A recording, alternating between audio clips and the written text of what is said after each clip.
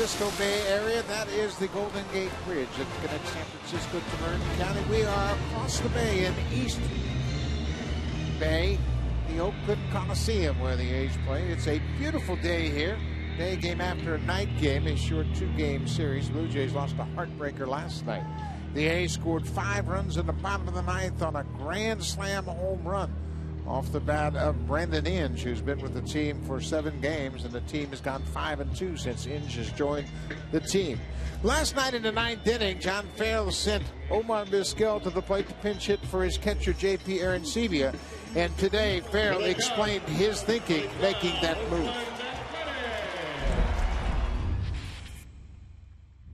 You know, JP believes in himself, and we all believe in JP, and yet I felt like in that situation, in that particular matchup, and unfortunately it didn't work out where Omar popped the bunt up, but the thought of having a little bit more of a bat control type of guy in that spot was a decision at the time. And I tend to agree with John that, and we talked about it last night, Buck, about the options that came about by having Vizquel at the plate rather than JP Arancibia. Now, Arancibia may have stepped to the plate and driven one to the gap or out of the ballpark, but there were more options with Vizquel at the plate, and one of those options was clearly the bunt. It was not a squeeze all the way, but that safety squeeze. Unfortunately, he doesn't come through with it, and whenever a guy doesn't come through with an assignment, it leaves the manager on the hot spot. So he felt like he had to speak to Arancibia about it this morning, and everybody seems to be cool with the whole move. Blue Jays 16-14. Top of the lineup has been terrific. Kelly Johnson has really adapted very well, hitting in that leadoff spot for the last 6 games. Over the last 15 games, he's hit .333 with 4 homers, driven in 12 and scored 10 runs. Escobar Bautista, big difference in the lineup here. Edwin Encarnacion moves into the 4th spot. With that, Adam Lynn drops all the way down to 8th as John Farrell's trying to give Lynn some breathing room. See if he can't get that bat going a little bit. Lynn is hitting 8 for the first time this season. He has been scratching his head trying to figure out what will get him going, and they're prepared to take on Tyson Ross this season, making his 5th start. Tyson Ross is a big guy, 6'6", 230 is what he's listed as, and having a tough time after getting off to a nice start. His first 2 starts were good. The last 2 starts, 16 earnings in those 2 starts, coming at Baltimore and at Tampa Bay. We'll see how this sinker for Ross works out today. Kelly Johnson looks at the first pitch. It's over in there for a strike, and we are underway. 12:38. Johnson with an opposite field home run put the Blue Jays out in front. Actually tied it up at 2-2. His 7th homer of the season. And Johnson has driven in 18 runs. Then he had the go-ahead base hit in the 9th that put the Jays up 3-2, and they only watched that lead evaporate in the bottom of the 9th. Johnson's in the hole, and he pokes this one foul down the left side. That'll reach the seats.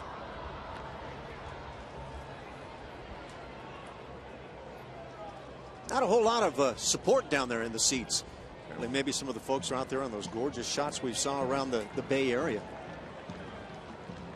This has been a spectacular couple of days. Blue Jays had an off day here on Monday, and a lot of the people got around to see some of the local sights. That pitch is upstairs. Mentioned Tyson Ross making his 5th start of the season against the Blue Jays here this afternoon. He's 24 years old. And this with that split finger pitch, it just sailed down and away. Kelly Johnson's been a good road warrior. .340 average with 3 of his home runs on the road. We got to see Kelly Johnson with that home run last night and a key hit late in the ballgame. He's been tremendous with runners in scoring position. .381, .462 with runners in scoring position and 2 outs. And he's drawing walks. That's been a big key to the on-base percentage. And there's another one of those walks. He'll get on base. Mentioned his on-base percentage at .383 coming into this game, and he'll put Ross into the stretch right out of the chute. Shortstop, number 5, Yamel Escobar. I think at the same time we get to see if Kelly Johnson has any aspirations of stealing bags. We saw him pick one up last night, 1 of 2 on the season, and maybe the Blue Jays start to exploit that running game with Kelly Johnson. I think Kelly Johnson's going to run at the top of the order. John Farrell likes his ability to get jumps. Escobar shows a bunt, pulls the bat back. Now Escobar had a couple of walks last night. He finished up 0 for 3. Reached base 3 times. He had a fielder's choice in the 9th inning. This has been a nice combination. Johnson in the leadoff spot, Escobar batting second.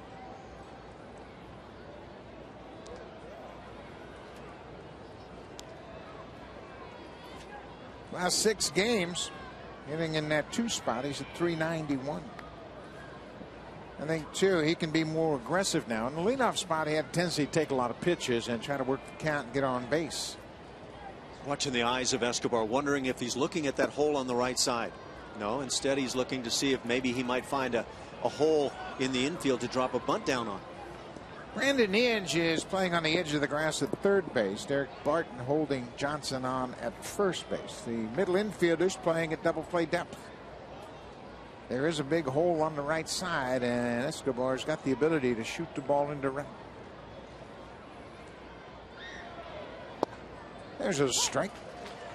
Ross looks like a big, tall right-hander who you could choose to run on. The running game for the Blue Jays has been sparse a bit after a great spring utilizing speed.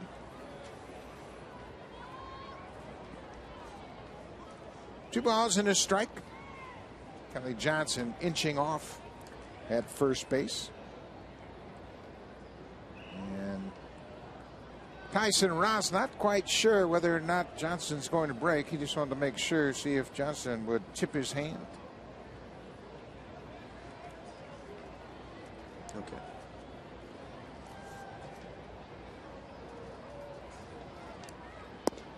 Three and one.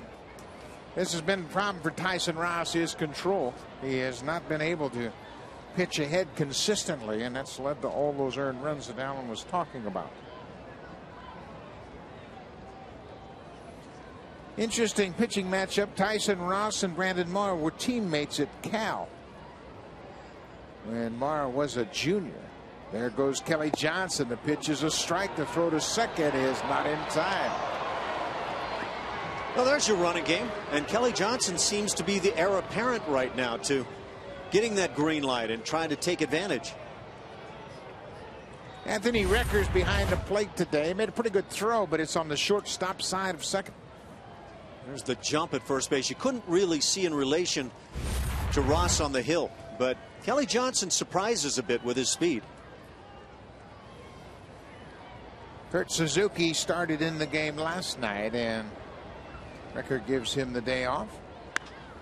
This ball has hopped up in the right field, not that deep. Seth Smith camps under it, and Kelly Johnson has to stay put at second.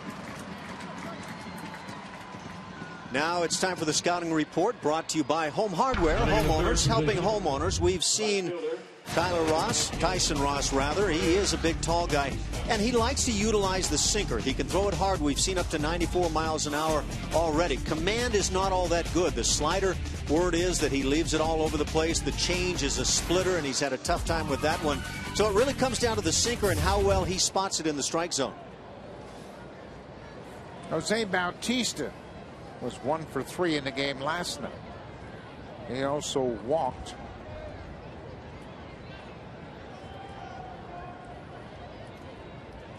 Blue Jays with a chance to break out on top. Kelly Johnson at second base. Tough pitch down and away. Bautista had a pretty good look at it and thought it was off the plate outside. When you're struggling, it seems like you get a lot of tough calls, and that was beyond tough. Bautista now has 20 walks. He and Kelly Johnson both tied with 20. Boy, the A's have improved their running game as an offensive team, and because of that, they're more aware on defense of the possibility of a steal. That's why they're keeping an eye on Kelly Johnson. We talked with John Farrell last night about Jose Bautista, and he feels like, I think we saw from the booth, that Jose is getting better swings, and did so throughout the night last night. I think anybody's just looking for a bright spot in Bautista's approach, given the slow start he's off to.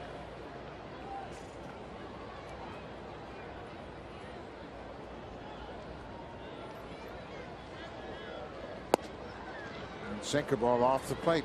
It looks as though if you can be patient against Tyson Ross, you might get a mistake out over the plate. He hasn't been able to find the corners just yet. And again, he has the brief history in the major leagues of being not overly sharp much of the time. That looked like a splitter at 86. He was out in front. Bautista had fastball on his mind. Yeah, that was the fastball swing, but changeup had not entered the neighborhood yet. Ross has made just one appearance against the Blue Jays in his career, and that came back in 2010. He came in relief of Gio Gonzalez and faced two batters. A pinch hitter, Lyle Overbay, hit an RBI double, and then the next hitter, Fred Lewis, also hit an RBI double, but was thrown out trying to stretch it into a triple. Yeah, it's a unique set of stats. It says 1/3 of an inning, but the batting average against 1,000. And Bautista will take yet another walk. So 2 walks in the inning, and Tyson Ross has created a problem for himself. And here is the lineup change we mentioned in the top of the show. These guys have struggled in the middle of the order. Bautista hitting .222 on this road trip. Lynn just 2 for 18, and Encarnacion looking for his first hit. This is the 6th game of the road trip. 2 and 3 coming into this game, and when you look at those numbers in the heart of the order, you wonder how the Blue Jays have won a game. Edwin Encarnacion with a chance to put the Jays out on top. One thing we have seen throughout this drought, the pitchers are pounding them inside. Edwin just got a pitch to hammer right there, but when you're struggling, sometimes the notion is let's take a pitch or two and just kind of settle in. That focus of a pitcher. That's going to be a strike all day long. Look out, it's going to be a pitching day. Ed Hickok's behind the plate, and this ball was very similar to the one Bautista had called against him during his at-bat. You can see the sinking action, but you can also see that that's well under the knees of Encarnacion. Now, can you settle yourself and come up with a solid at-bat? 0-2.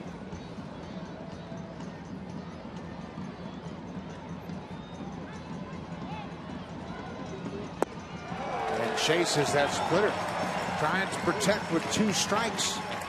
Ross comes up with his first strikeout. Pretty good self-control by Edwin to not even turn and lay some blame at the home plate umpire, but he gets stuck trying to chase, and on that pitch you're not going to be very successful very often. Number 14, Eric Thames. Eric Thames had a big triple in the 9th inning in last night's game.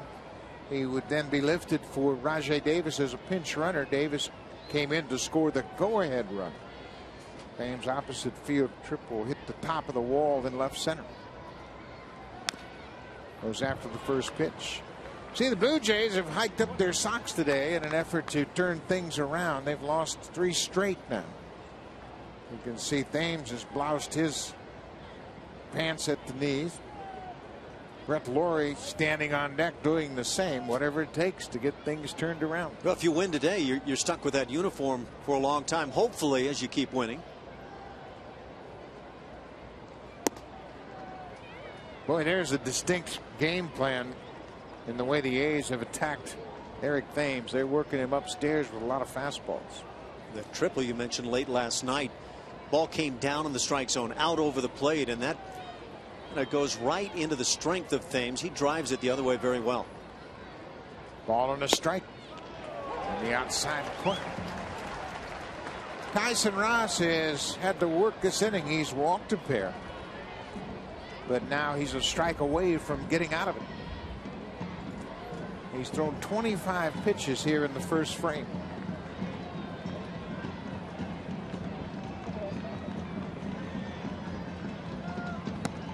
Strike 3 call. Boy, what late movement on that fastball. Tyson Ross kept his composure, never panicked, and he comes up with a couple of key strikeouts, gets Encarnacion, and then gets Eric Thames looking.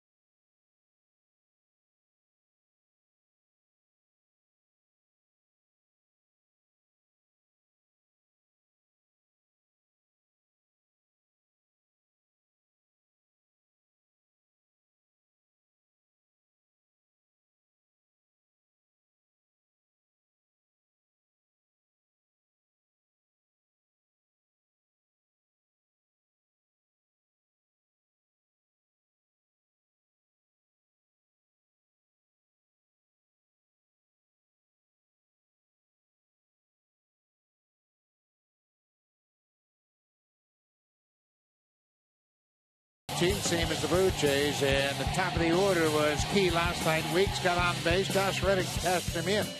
In his last 11 games, Reddick has truly hit like a number 3 hitter. 311 average, 3 doubles, 4 home runs, and 10 RBIs. Johnny Gomes was the DH in the cleanup spot. Today he's in left field. Seth Mist is in right field. Kia Kaiahui is the DH. Brandon Inge, Derek Barton, and Anthony Recker round out the lineup, and they're set to take on Brandon Morrow. Brandon Morrow on his season. Guy that's just turned it on. 3-1 on the year. His last couple of starts, shutouts over 15 innings. In fact, he's had 3 of his 6 starts this year in which he has not allowed an earned run anyway, and just really pitching like the guy that has a chance now with that great fastball that he said he felt like he could have thrown every pitch last time out and utilized for a strike. He was that on. He looks like he's heading toward the direction I think we all agree that he can. Terrific effort last time out. 3 hits over 9 innings, no walks, and 8 strikeouts against the Athletics. Jamal Weeks, the second baseman. Well, there's another good fastball. That's a great early sign. Morrow's ahead 0-2. Can you reflect back to that last start against the Angels? He said he felt like he could have thrown a strike or a fastball for a strike all night long, even with his eyes closed. And that's what it looks like here early. There's that slider missed downstairs. And that's probably exactly where he wanted that pitch. See if you can get that half swing. Mentioned Morrow and Tyson Ross, the A's starting pitcher. Both were teammates in college. 2007. There's a bouncing ball on the right side. Kelly Johnson dribbles it to first base, and Weeks is safe. Johnson was deep on the edge of the grass, and by the time he got to this slow roller, all he could do was try to shovel it, and it never got in the air. My impression was Adam Lynn maybe should break for this ball right away. Now, with a good toss there, do they get Weeks? I don't know. It's still pretty borderline. I thought Adam Lynn might have had the chance to cut this ball off in much shorter fashion and enable his pitcher Morrow to get to the bag. So it's an infield hit for Jamal Weeks. Pennington will step in. Weeks and Pennington, top of the order, are both switch hitters.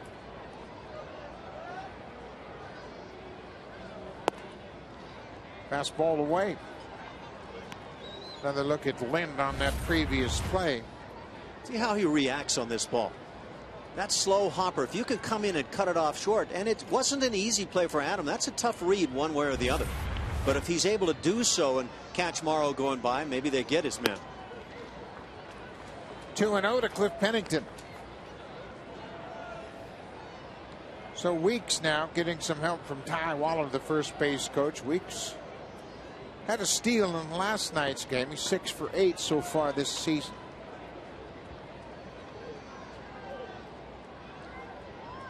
Not going. And it's 3-0. Well, you notice that slide step from Brandon Morrow, something he worked on. He said every pitch when he was in the stretch on the spring, and he's done so since the season has begun. He's stuck with it. He says he feels like his stuff works just fine from that slide step, and he has enabled himself to cut down the running game very well. And there's another ball outside. It's a walk with Weeks on the move. Pennington will move to first base, and the first two have reached against Brandon Morrow. Yeah, that running game is likely not done, at least the consideration of the running game by Weeks at second. Number 16. Ricky Weeks forced Ricky Romero into an error in the first inning in last night's game while he was at second base. So you can bet Morrow's going to keep an eye on him as well. The A's have stolen third 8 times already this season.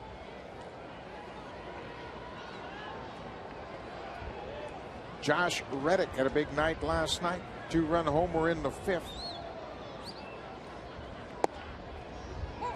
Well, no sooner do we talk about from the stretch Morrow's gone with that slide step than he lifts the leg, and that might be an invitation for Jemile Weeks at second base to take off.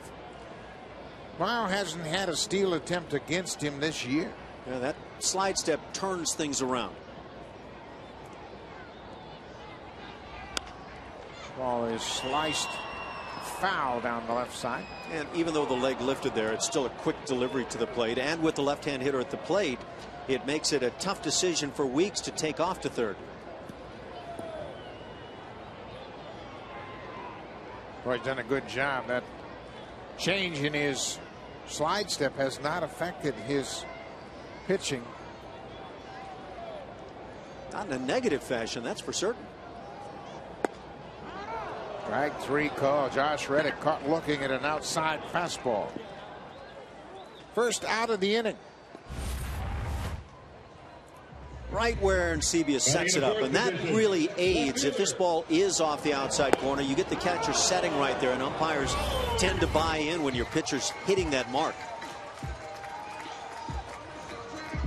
They actually interfere that you accomplish what you're trying to do, and they'll give you that benefit of the doubt on a close pitch. Johnny Gomes starting in left field this afternoon. Gomes was on base 4 times in 5 plate appearances. 3 walks and a single.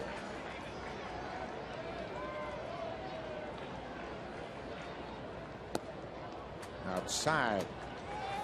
This is where you really got to keep an eye on Jemile Weeks, as they have the double play in order. He might try to work for a big lead and get a jump and pull off the double steal here, just to get out of that double play situation. That's assuming that Pennington comes along for the ride, and that's one of those things. Would you choose to put Adam Lind a little bit tighter, maybe nearer the bag on Pennington, so even if Weeks does nab third base, you still have that double play possibility? There goes Weeks. Pennington's right behind him. Arencibia had thoughts of going to second, but then dropped the ball. Weeks got a great jump, and indeed the A's pull off the double steal. Well, that's hurtful, and you could see Pennington at first base on this play, really edging in that direction, and Arencibia just trying to do too much too quickly. That exchange is key for a catcher. So now runners at second and third. 1 out. The infield will stay back. We have seen the Blue Jays play the infield in similar situations on this road trip early in the ball game. The slider is down and away. That slider, the choice thereof, would tell me that the strikeout is key right now in the mind of Brandon Morrow and J.P. Arencibia. And why do you play the infield back like this, where you're giving up a run on a ground ball so you don't give up 2? So you're able to make that play and make sure you get a second out in the inning. Johnny Gomes with a mini hit streak alive. Got a pitch to drive. Gomes has become a pretty good hitter. Early in his career, he was a role player, platoon player, and he always felt like he had to do some damage to warrant getting a start the next day. Now he's a little more comfortable in his role, and because of that, he has better at bats.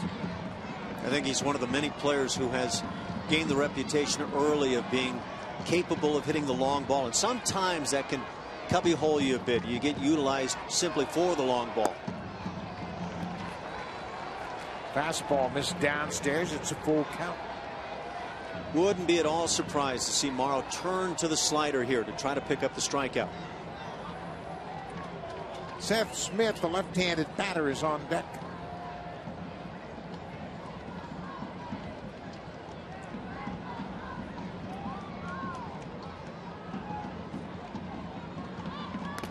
There's the slider, and Gomes got a piece of it. Bit of a hanging slider, and that leaves Gomes with a chance. I think, too, that's the difference in Johnny Gomes. In years past, he would flail at that thing, just anticipating he was going to get a fastball. But now he's shortened up, and he was able to foul that pitch out. So we'll do it again. Another 3-2 pitch. Morrow from the set.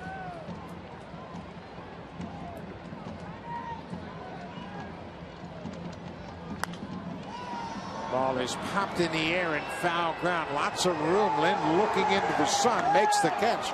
Weeks tags and bluffs, but holds his ground at third. 2 down. Yeah, now Brandon Morrow, that scouting report on Brandon. You have to talk about fastball when you're talking about Brandon Morrow, and he's throwing, a good percentage of fastballs. It may go upward if he's able to pitch like he did that last start in Anaheim. And again, he said he felt like he could throw fastballs all night long. But that slider is a key. We saw the slider to get the pop up right here. He's not throwing the changeup or the splitter much anymore. The curveball is just occasional. He's really a fastball slider kind of a guy. And now he'll try to end this inning with Seth Smith at the plate. Smith started in left field in last night's game. Went 1 for 4. The first pitch strike from Morrow. Notice the velocity at 93, and he acknowledges that he is kind of pulled back a bit on the velocity, but when the location is extremely good, it doesn't matter all that much. And it was spot on last time against the Angels. That's the biting slider, the one that breaks downward, kind of a 12-6 slider, if you will, and get a lot of swings and misses on that one.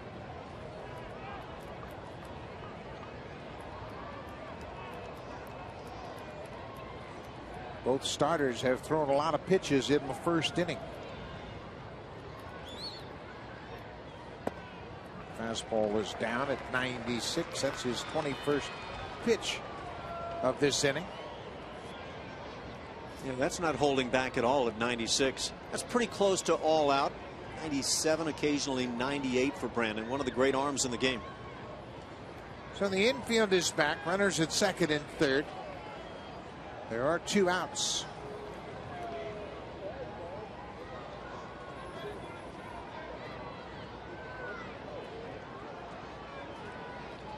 The A's have really struggled hitting with runners in scoring position this season.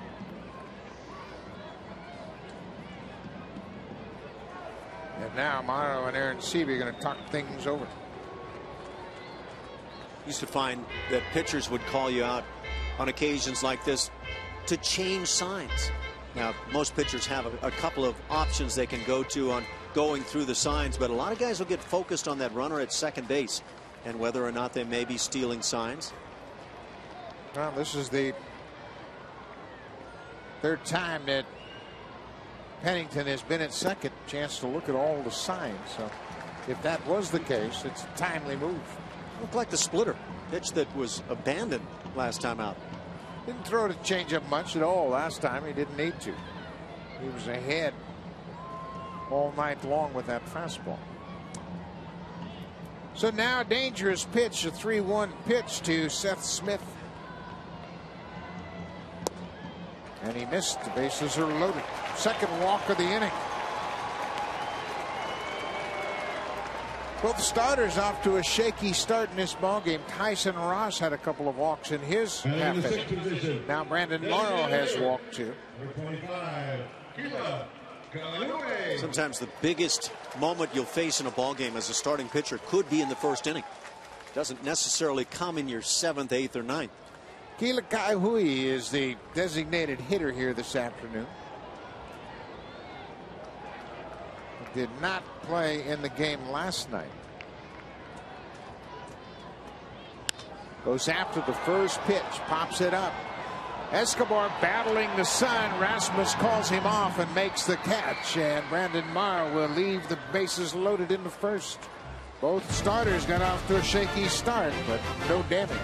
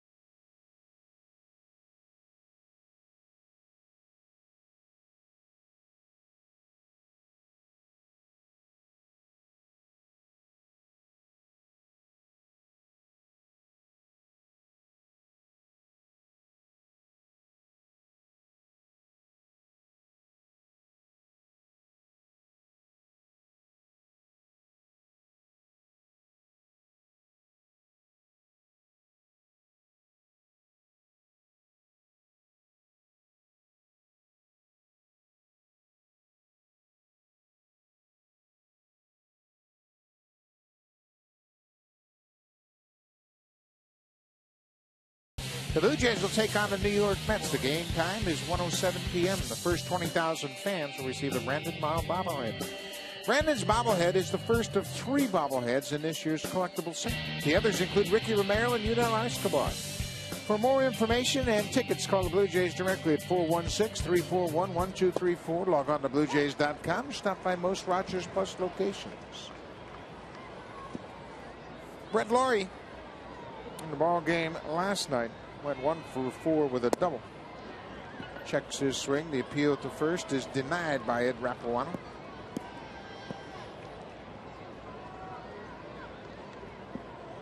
Laurie also sporting the bloused pants here this afternoon. You can see the coaches haven't bought in. Brian Butterfield down at third and Torey Lovullo at first, but I think this look looks really good on Brett Laurie. Looks like a throwback player. There's a breaking ball for a strike. 2-2 to Brett Laurie, leading off the second. Brett strikes me as one of those guys who'll pick up dirt and rub it on himself just to get loose for the ball game.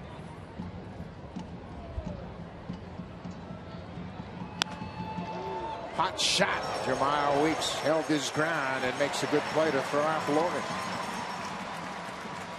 Weeks stood right there and took the good hop to the Gulf side and made an easy play out of it. Really not a hard swing by Brett, but he centered it up very nicely. This ball had a great chance of getting on by Weeks. Kobe Rasmus batting into the 7th spot today. John Farrell mixed up his lineup trying to get something going offensively.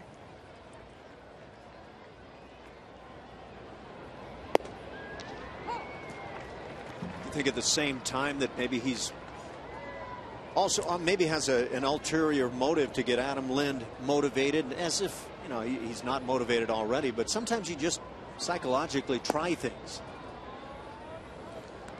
In John Farrell's pre-game media scrum, he suggested that maybe Lind was trying to protect Bautista too much, and he thought he'd free him up of that responsibility by dropping him down in the order. Rasmus gets jammed on time, and there are 2 quick outs here.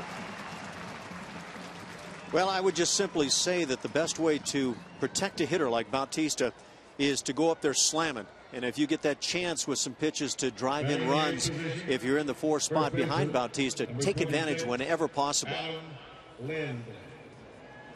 So Adam Lind batting 8th. the first time this season. 186 average. And a lot of people have been offering suggestions as to how you set up the lineup, and believe me, John Farrell, I think, has been real patient with a lot of guys, just keeping them in their normal spots in the order. Farrell has mentioned on several occasions that he likes the 100 at bat plateau for hitters just to get a good read on where they are. And he'll discuss things with his coaching staff and try to come up with the proper combination of hitters. But Lind has now had 97 at bats, hitting 186, so he's right there at that 100 AB plateau. There's a strike. It's 3-1 to Adam Lind. Well, the bottom line is it hasn't been working in the heart of the order. I think you absolutely have to stick with Jose Bautista, but as you try to make things work, Adam Lind's probably that guy that probably was in need of a move in the order. There are only two teams with a lower batting average than the Toronto Blue Jays, the Seattle Mariners and this Oakland A's team. And that was a strength of the ball club. And you see where he was a year ago today, hitting .313 with 7 home runs.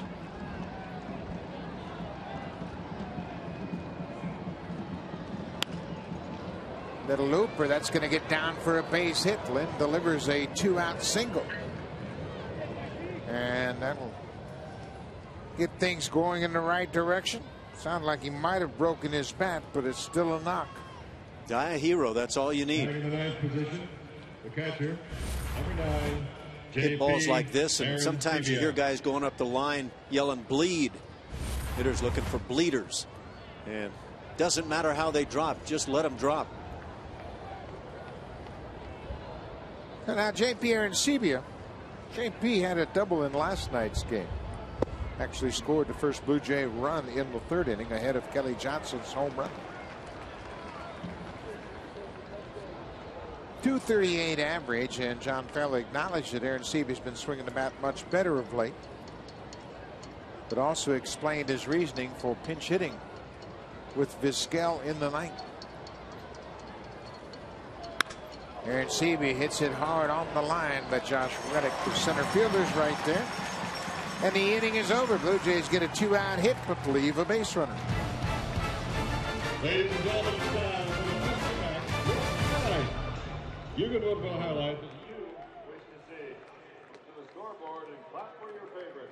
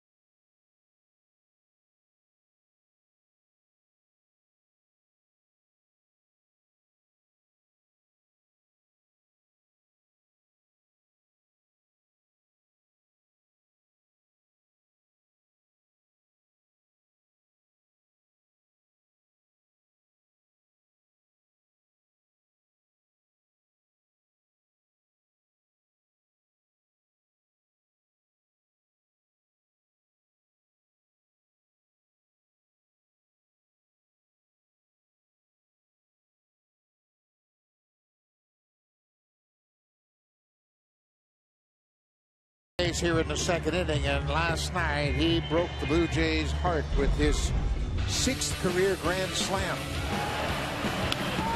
Fastball right there to handle it he did. He said all he wanted to do was get this ball airborne out of the infield to help drive in that go-ahead run. Well, he did a little more than that. Fun times for the A's. That was the 7th career walk-off home run for Brandon Inge. He was released by the Tigers early in the season, and The Athletics lost their third baseman, Scott Sizemore, to a knee injury, and when Inge became available, they jumped all over him and signed him. Brandon Morrow delivers a first pitch strike. Brandon Inge was saying that he loves being a part of this team and that he's just grateful for this opportunity again. And boy, is he taking advantage. That's high and deep down the right side. Bautista into foul ground. He runs out of room. Well, Inge knew that his days might be numbered when the Tigers signed Prince Fielder. Put him at first base. That forced Miguel Cabrera across the diamond to third. So Inge was going to have to get his playing time at second base. And things in Detroit just didn't work out. Always been known as a good defensive player. Needed to swing the bat. Now, he's such a great athlete. He came to the big leagues as a catcher. Actually went to center field and was a starting center fielder for a while. And then really became a very athletic third baseman. 2 homers and 9 RBI since he's joined Oakland. It's a piece of that slider. Yeah, that's taking advantage of a 179 batting average while a member of the A's, but you make some big swings, memorable moments, and that'll get you in the lineup.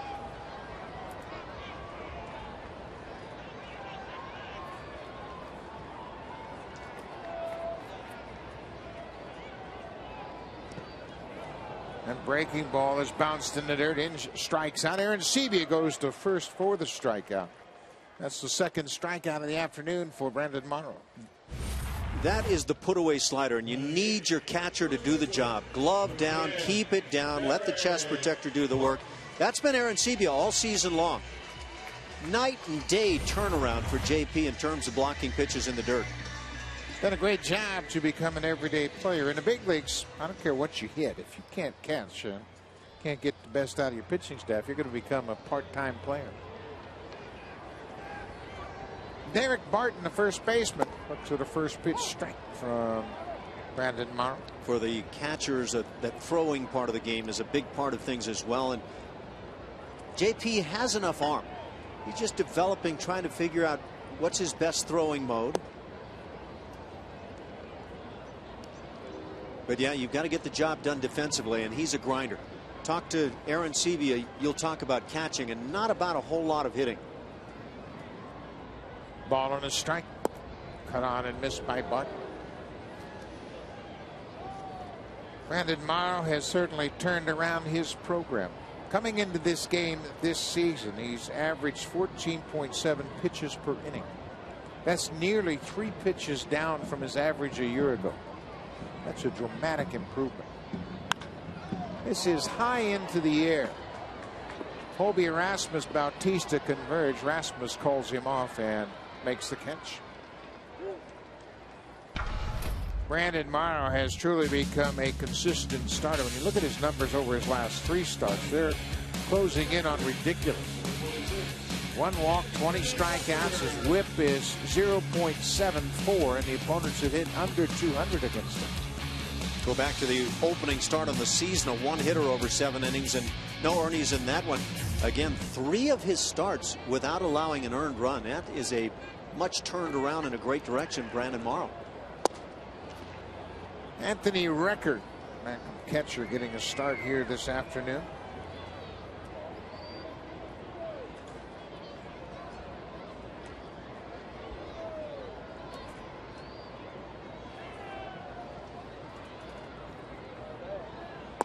Recker was originally drafted by the A's in the 18th round of 2005's June draft. And there's an old A's fan that's enjoying a beautiful sunny day here. He's got the umbrella out.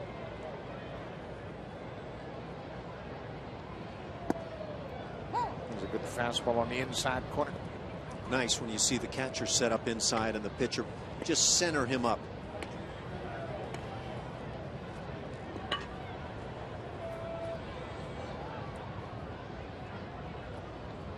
Baby finger sign tends to be fastball away, and that is dead on the money. 3rd strikeout of the afternoon. Second in the inning, a 1-2-3 second inning. We'll go to the top of the third. Top of the order for the Blue Jays. Kelly Johnson, Yunel Escobar, Jose Bautista.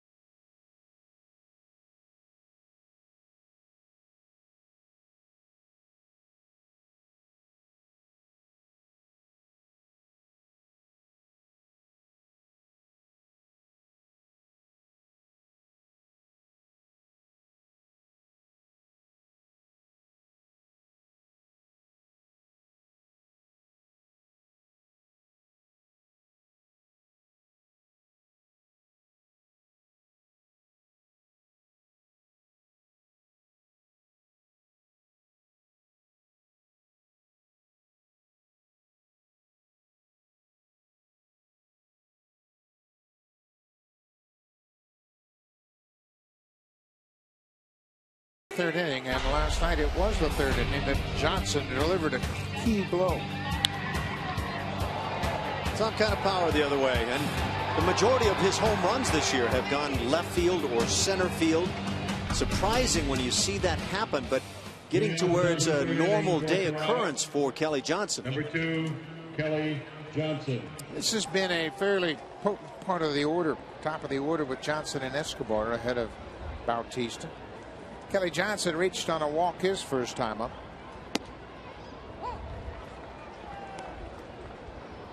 He spent a lot of time in the leadoff spot throughout his career.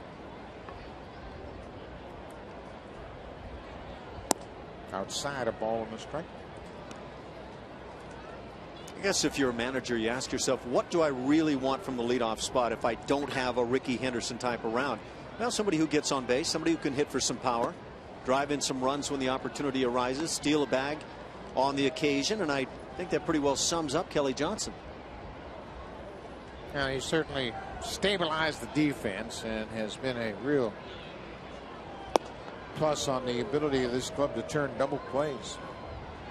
He's smooth on that turn. Yeah, he does a great job. He hangs tough. He's got a strong arm. And he loves working with Brian Butterfield on the finer points of playing second base. And he walks for a second time.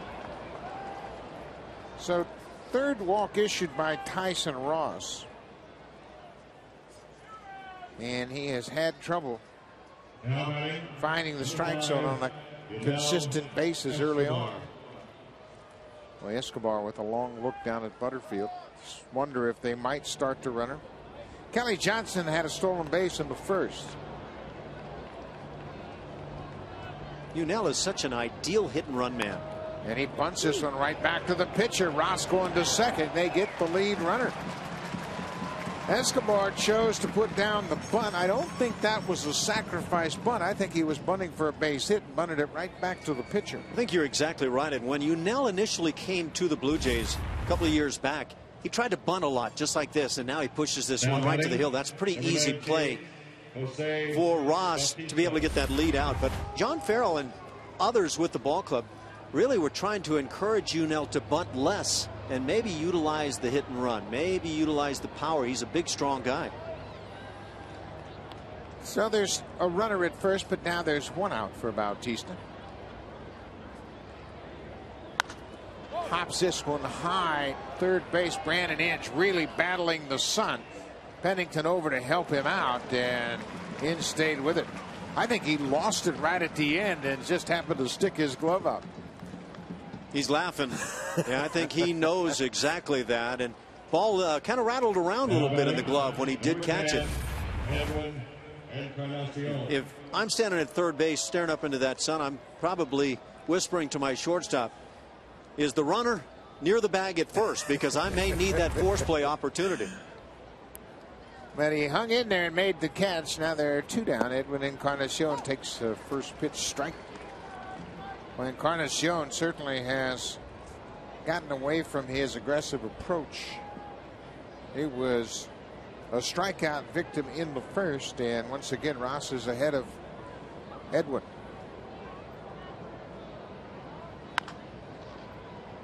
And bounces that foul. So he's in a hole again, and this is exactly what you've talked about. Get yourself in a slump and you find the count 0-1, 0-2, 1-2 an awful lot. You're dealing with the pitcher's pitches, but I think Edwin is setting it up by being a little more cautious early on in the count. He had been just letting it fly. And the pitchers have been pounding him inside. Looks like they're going away this time. And it's off the end of the bat. Pennington goes to second for the force out, and what looked like a promising start to the inning, Tyson Ross is able to leave a base runner.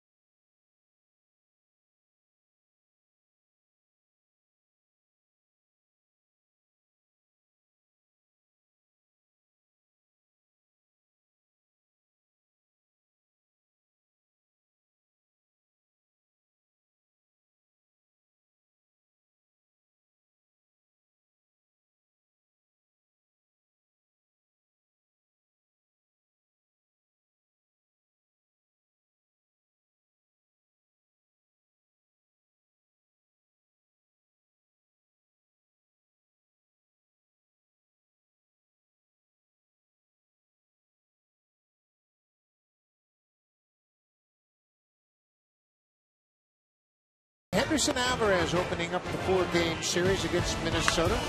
It all starts tomorrow with a pregame show at 7:30 Eastern Time. That's 4:30 Pacific Time. Alvarez last time out against the Angels was overpowering. 9 innings, 6 hits. His first complete game shutout. He walked a batter and struck out 3. He'd love to get the Blue Jays off to that kind of start when they open up tomorrow night in Minneapolis. Top of the order for Oakland. Jamal Weeks had an infield hit his first time up, and then he stole third in the front end of a double steal.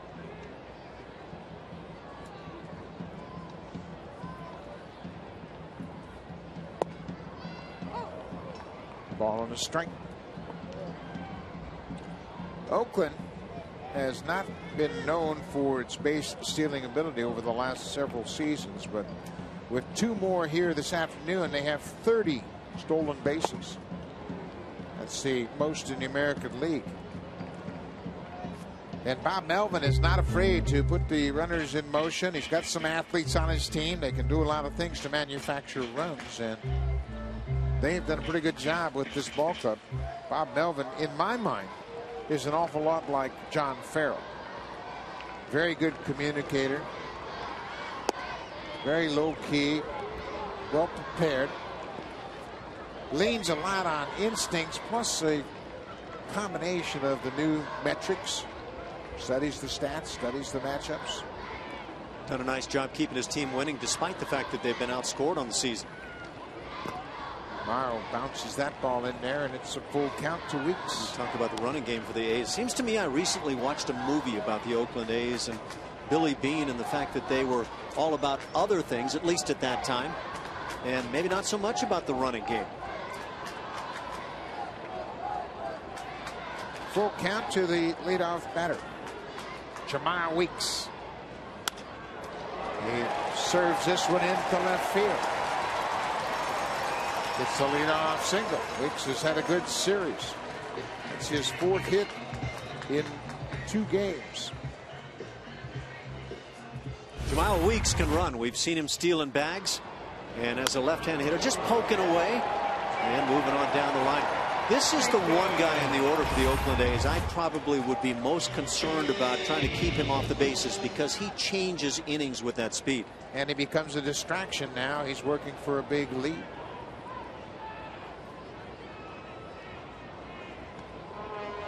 Not going. There's a strike. Try to run on that one. By the way, it looked like that Jamal Weeks has his pizza cooking glove on there, maybe helping that hand.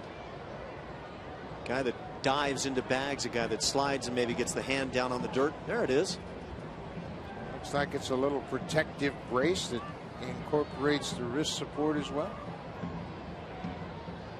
Cliff Pennington at the plate, and Weeks will scamper back to first. Sure looked like he was leaning right there, like he wanted to be able to pick that pitch and go.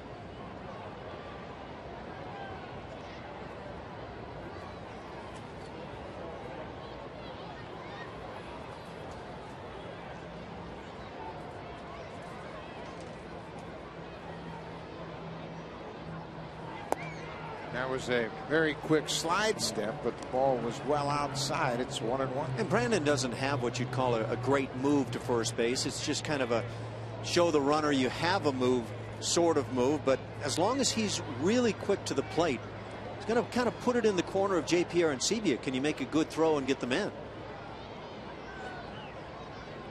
Pitch out, nothing doing. It's really something that the pitch out got called here.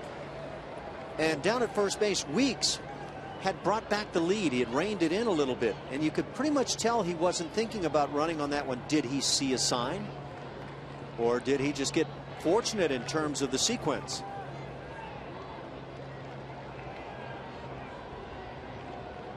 That looked a little more like the lead that would show that he's thinking about running. With his 7th steal now, Weeks has moved into a tie for 2nd spot in the American League. Brett Lillibridge of the White Sox and Alcides Escobar of the Royals both have 7 steals. They trailed Desmond Jennings. Cut on and missed by Pennington. Jennings has 8, and he is currently battling a sore knee. Hurt his knee on a slide of home plate a couple days ago and not been able to return just yet. 2 balls, 2 strikes. This is a good time for Weeks to take off right here. Not running. Cut on and missed. Weeks held his ground, and it's a good thing as Pennington strikes out. That's the 4th strikeout for Mara. Hold on to the baseball, and then that quick delivery to the plate. That's just pure fastball being blown right over the bat.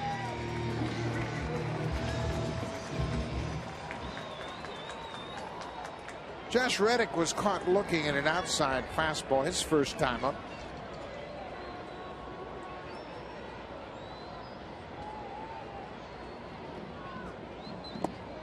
Big swing and a miss from Reddick. Even at 91, this one goes over the top of the bat. You could hear a little bit of the foul tip, but he's hard to get to. Reddick came to the Athletics in a trade with the Boston Red Sox. That was the trade that sent Andrew Bailey, the closer, to Boston, along with Ryan Sweeney.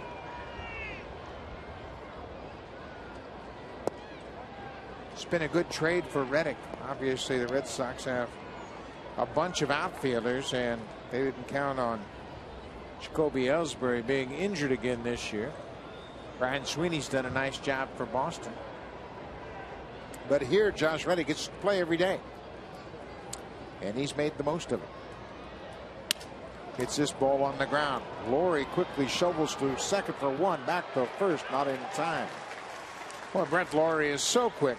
He was absolutely dead in front of Yunel Escobar when he fielded that ball. And still a relatively long underhand feed, but maybe the easiest way to set up Kelly Johnson. And you get a chance here, watch how smooth Kelly Johnson is on that turn. He gets himself out of the runner's way and able to deliver a throw despite the fact it's in the dirt. But Brett Laurie, you're right, Buck. He is athletic. He'll come up with as many steals of hits at third base as I think anybody in the league may. See Josh Reddick putting his wrist brace on as he takes the lead. Laurie checking with second to make sure that Johnson will be there should there be a force opportunity. Johnny Gomes looks at one down and away.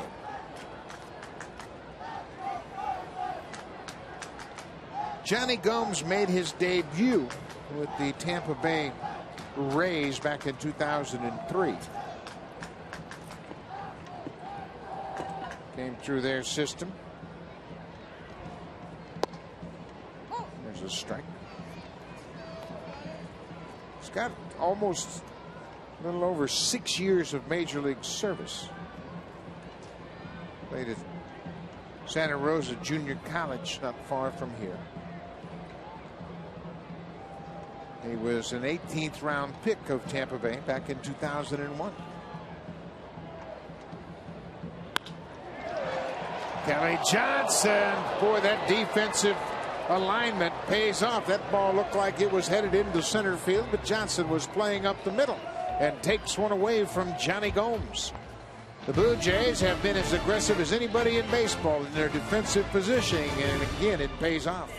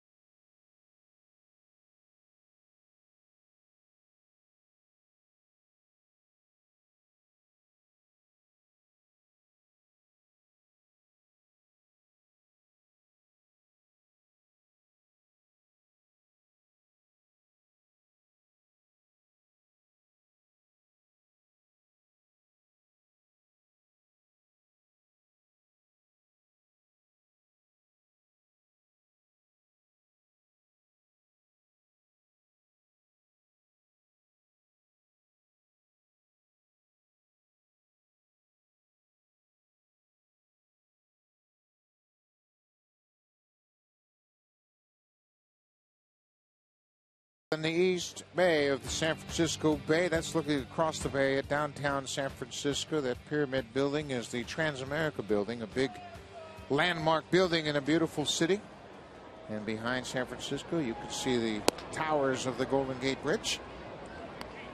It has been a spectacular couple of days here in the Bay Area. Eric Thames grew up in Santa Clara, just on the south edge of the bay, and that ball is going to drop for a base hit in center field. Thames is aboard with a leadoff single. That starts the fourth. Eric gets it done with a pitch up and in. Pitch that's been tough in both counts, whether it be in or up. And so that's a good way to change scouting reports. Force them to go back out over the plate at some point where Eric really seems to have his strength. So Thames is aboard. Brett Laurie will step in.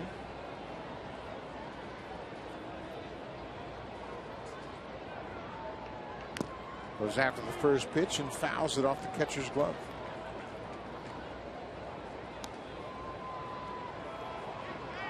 Laurie hit a hot shot right at the second baseman his first time up.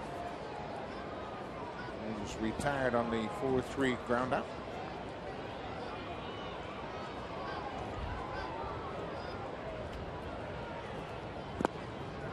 Ball down. Becker goes down and keeps in front of him.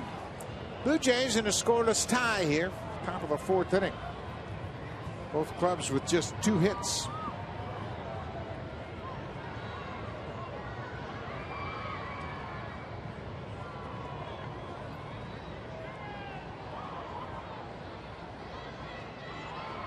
Outside.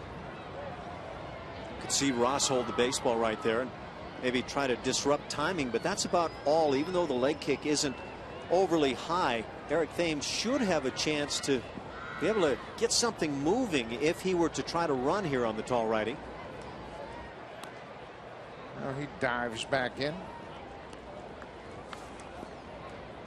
See Torey Lovello, the first base coach, insert himself there and maybe have some quick information. They've got times down. That time that it takes from the start of the pitcher's delivery till the ball hits the catcher's mitt, and that's key for base runners. 2 balls and a strike. Thames not running. Lowry bounces it toward third. Inge will have one play, and that's the first. Lowry's retired. Eric Thames moves to second.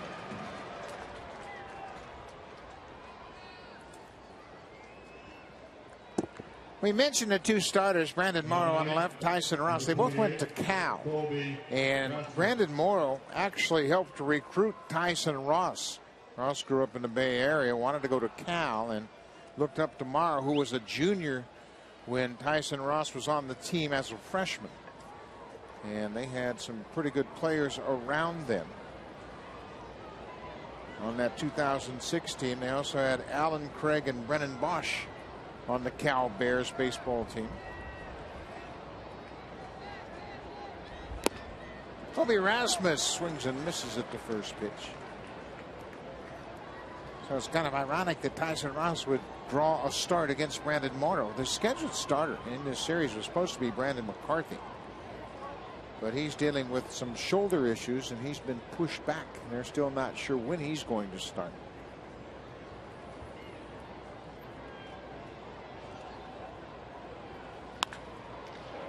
Hit hard, but foul. Down the right side.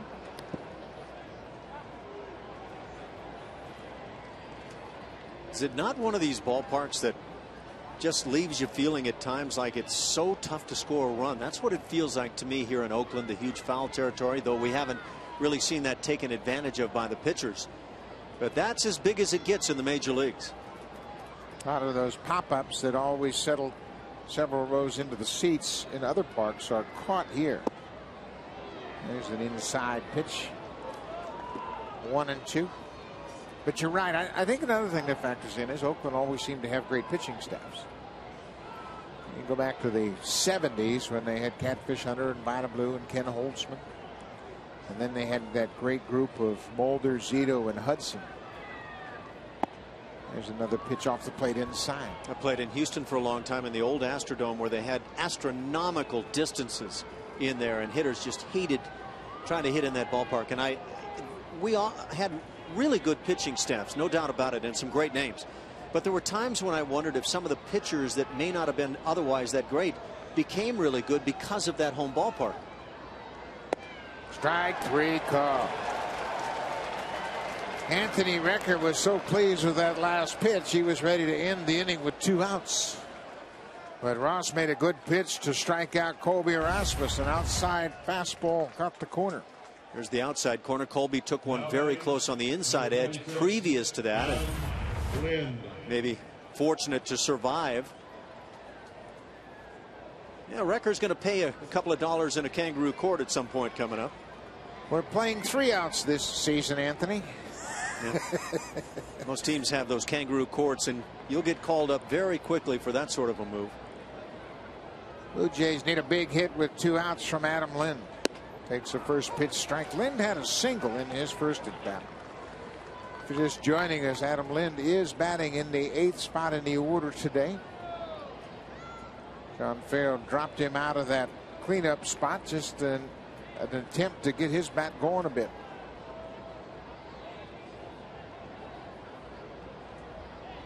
Talked about it a bit with Adam Lind, and how quiet he gets at the plate and willing to take strikes with a man in scoring position. And that's the scenario right here with Thames leading from second, and yet that first pitch fastball taken right through for a called strike.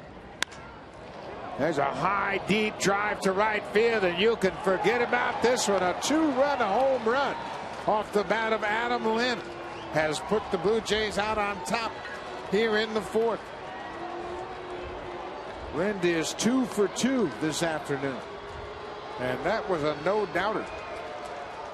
Well, either Adam Lind doesn't like when we question him up here in the booth about his choice of pitches to go after, as he gets this what looked like maybe the splitter or a slider through the heart of the plate. But when it's all said and done, either he was angry about the discussion or he really likes the way his uniform looks now, and he's going to tear it up wearing that uni the rest of the way. Couple of good swings for Adam Lind. He's 2 for 2, and the Jays are out in front 2-0. And you can see Brett Lawrie, he's always in the middle of every celebration. I tell you what, he's a terrific teammate. He enjoys a teammate's success as much as they do. It's a breaking ball, and Aaron Sevilla with a 1-1 count. Here's the danger if you're Adam Lind. You're in that 8 spot today. You're 2 for 2. You're getting things turned around, hitting the long ball and the whole bit. Is it possibly that a perception gets around that he likes hitting there better than fourth? This is popped up. Derek Barton, the first baseman, battling the sun, and makes the catch, but the Blue Jays break out on top. Eric Thames with a leadoff single, and then this big swing from Adam Lind. A 2-run shot to the seats in right. Number 3 for Lind. 2-0 Blue Jays.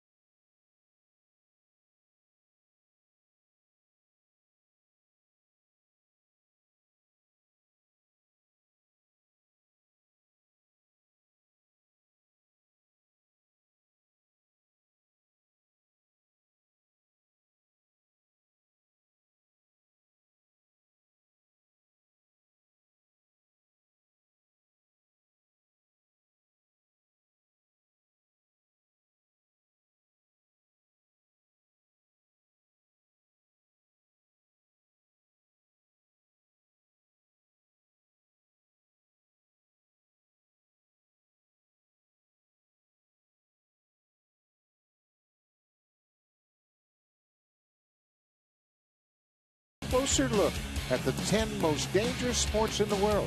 Sportsnet magazine, available now for just $2.99. Boy, that's a great looking cover with that beautiful Rangers uniform on the cover. Blue Jays are up 2-0. It'll be the number 5 hitter, Seth Smith, leading things off. Smith spent 8 years in the Colorado Rockies organization before he was acquired in a trade with the Rockies. The A's sent Guillermo Moscoso and Josh Outman to Colorado in exchange for Smith. He's been a guy that always looked like he was going to really develop into a good power hitter, especially in that great atmosphere at Coors Field. Well, there's a good fastball.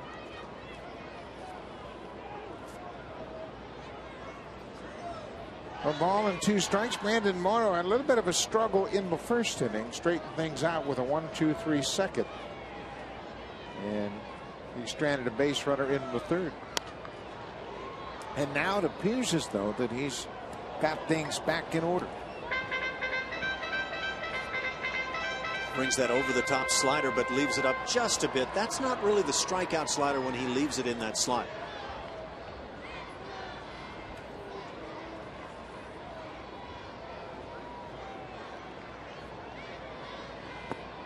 That, however, is most hitters can't lay off that pitch. What's so challenging about that pitch for hitters? It looks like a fastball coming out of the hand, that slider, especially when you throw that downward breaking slider. Very much like a splitter, but a harder version. And so you react fastball, it starts to the knees and then just bites under. Can't do much with that pitch. Perfectly placed fastball down and away, catches the outside corner.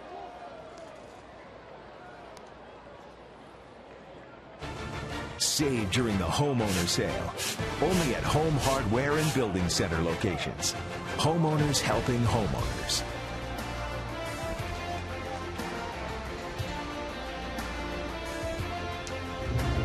The DH is Kila Kauhui, who is here with Oakland.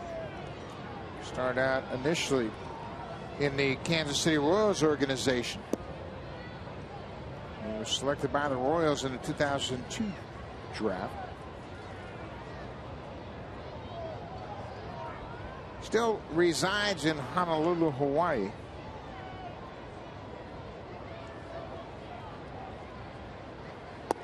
He was picked up at the end of last season, September 27th, in a trade for a minor league pitcher. Oakland's always looking for the undervalued player, whether it's a pitcher or a hitter. Once they get done with their pitchers, though, they're not undervalued. They typically come around, become very highly sought after. Billy Beane turned around a lot of this pitching staff after a fine year of pitching a year ago, especially for the starters. Gio Gonzalez and Trevor Cahill were both moved off this ball club. There's a fastball strike. It's 3-1. But Billy Beane is always massaging this roster, and I think one thing that's been a problem is the lack of support the team has gotten in this location. That ball is hit high into the air. Bautista creeps onto the warning track, stays with it, and you can see using that glove as a sunscreen made the catch. Boy, it's a challenging day for defenders. Staring right up into the sun, so you use the glove, turn a little bit of an angle, see if you can get the eyes facing away from the sun. Tough to do, but making it look easy was Jose Bautista. 2 outs now, bottom of the 4th inning. Brandon Inge takes a first pitch slider. Inge was released by the Tigers on April 26th. And he had that game-ending grand slam home run last night. Longtime favorite of Jim Leyland. Pops this one out of play. I think the Inge brings that intangible aspect of playing so hard each and every time he gets an opportunity. Jim Leyland once upon a time said that Brandon Inge was the best athlete he had on his ball club, and he had some pretty good athletes, but a guy who could play all over the place. This is a line drive down the left field line. It'll go all the way to the wall, and Inge is going to jog into second base with his 3rd double of the season. He comes with 2 outs here in the 4th.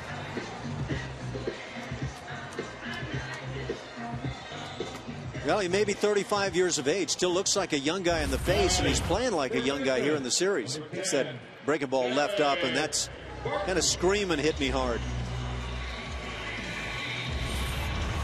Brandon Inge has found a new home and certainly has had an impact early on.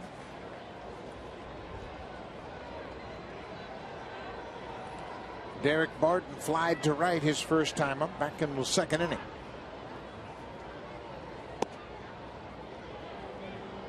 Both teams now with 3 hits apiece. But the Blue Jays have a 2-0 lead on Adam Lynn's 2-run home run.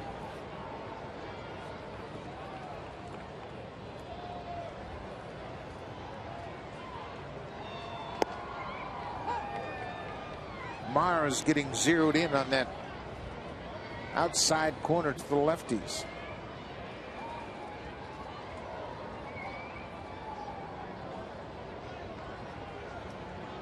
Game face and all. And that's the way it goes with starting pitchers. That beard is a big thing these days. There's another pitch on that outside corner.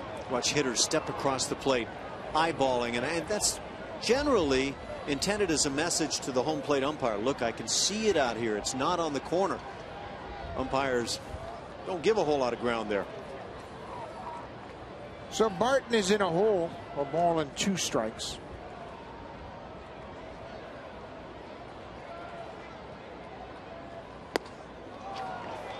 Backdoor breaking ball gets Barton. That's another strikeout for Brandon Morrow. Through 4 innings, he has 6 strikeouts. Barton can't connect. The A's leave a base runner. They trail 2-0. Now it's time for a Blue Jays Central update. Here's Jamie Campbell. Free card money.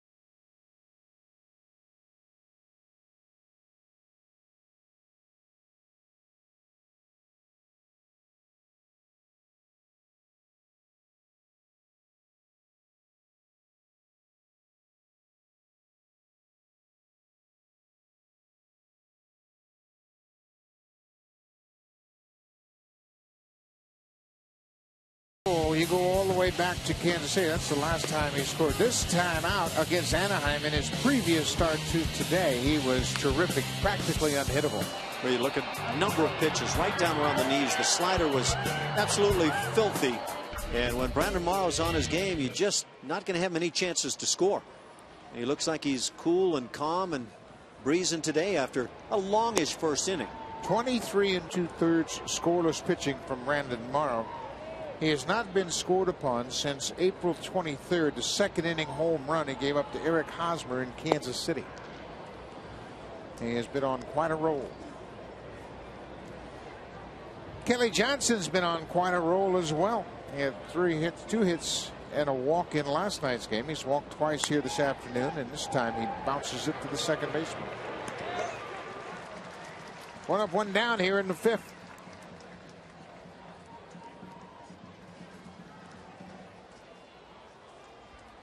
Now batting, Tyson Ross has Escobar. held the Blue Jays to 2 hits, but unfortunately for Ross, 2 of those hits have come off the bat of Adam Lind, and 1 left the park. Lind is 2 for 2. Dropped down into the 8th spot for this game this afternoon. Tough loss last night, and I guess it's kind of a blessing that you have a day game today. You don't have much time to stew about that 5-inning bottom of the 9th. Escobar hits it on the ground. Pennington to first. 2 ground ball outs here in the 5th. I think that's true. At the same time, you know there's been some thought going into things because the Blue Jays, some of the guys, changing the look of their socks here this afternoon. And as the game was to begin in the dugout, a bunch of the guys were really kind of thumping with each other, and I think it's one of those moments where you say, look, we're better than this, guys. Let's go out and win a game here and get out of town with a split. Bautista pops it back over the screen. You saw Casey Janssen sitting down in the Blue Jays bullpen. Prior to today's game, John Farrell made the announcement that Janssen would now be the closer, and Francisco Cordero would pitch in earlier innings in a ball game, trying to get Cordero back on track. Bautista hits it high and deep to center. Josh Reddick running out of room at the wall makes the catch right up against the fence 400 feet away from home plate. Bautista hit it high, but not quite deep enough, and it's a quick 1-2-3 inning for Tyson Ross. Brandon Morrow with a 2-0 lead.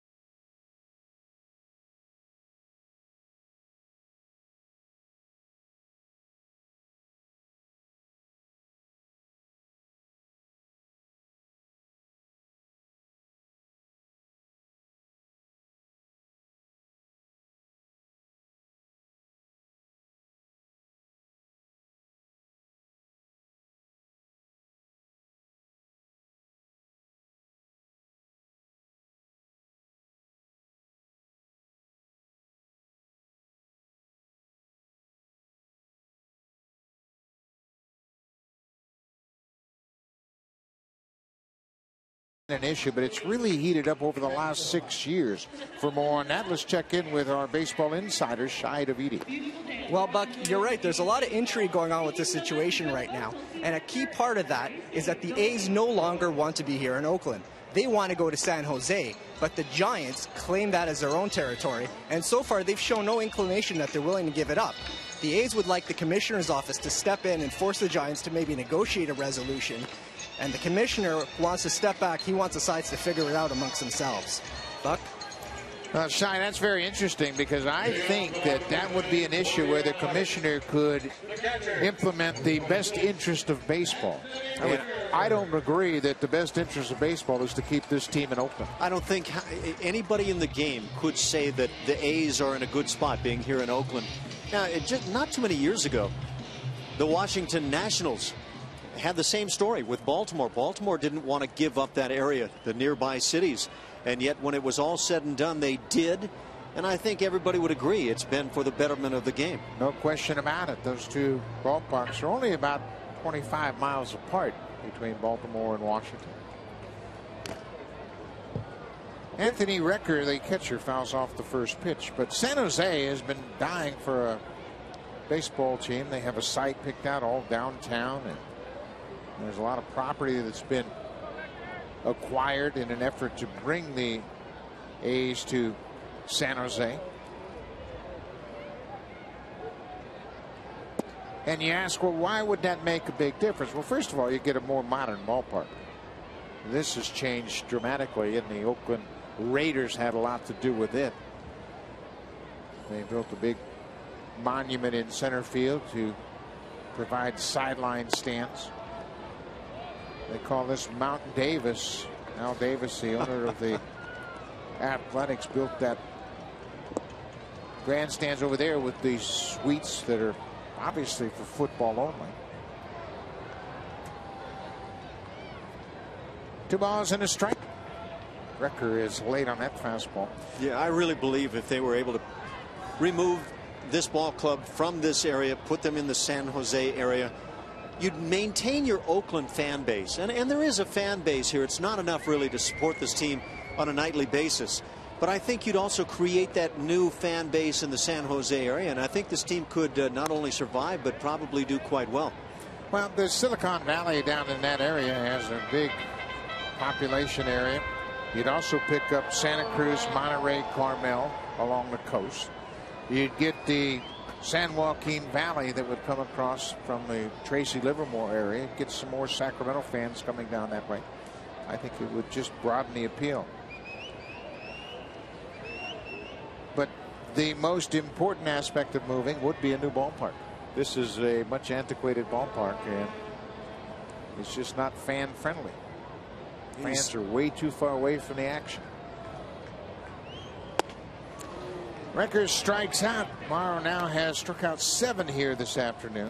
Now, there's no question that new ballparks will bring interest to an area. Take, for example, Miami this year with their now Miami Marlins in the new ballpark. The question is, how long can a ballpark help a team survive? Maybe 2-3 years. But at some point, you've got to grow that fan base and have that be the key to how you're able to draw on a daily basis.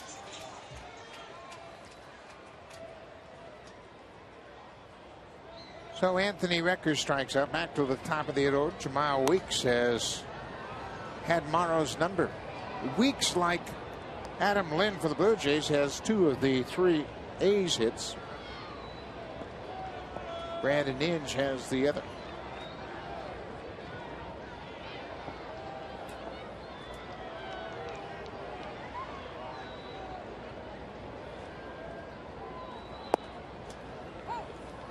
Oh, 2. Yeah, you wonder when you look down the first and third base lines here in this ballpark, as far as they are from the field, would Bob Uecker have even accepted a front row seat here?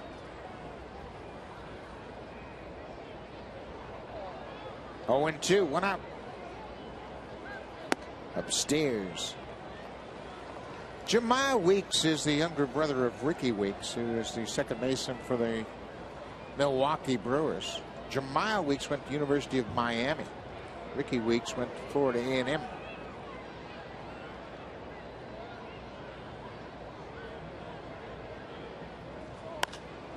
It's that ball hard down the left side, but it's slicing foul. Jamal Weeks is doing a nice job right now, kind of dropping that barrel end of the bat straight to the baseball, not looping underneath. If you're going to drop underneath, you're not going to get to the Morrow fastball very often. But watch the barrel just come straight to the baseball. And that gives you your best chance, especially against the hard throws.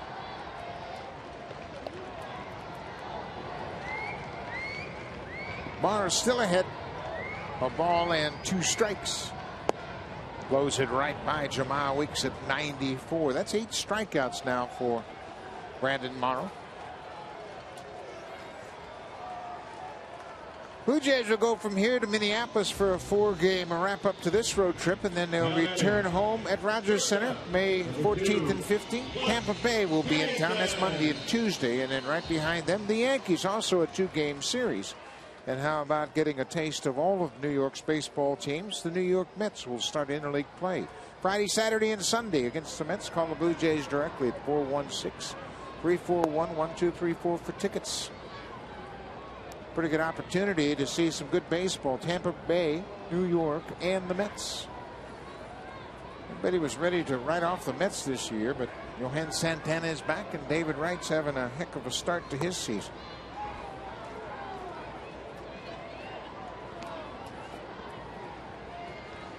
Tampa Bay has sorted things out in their pitching, at least, and unfortunately now they have lost Evan Longoria to an injury.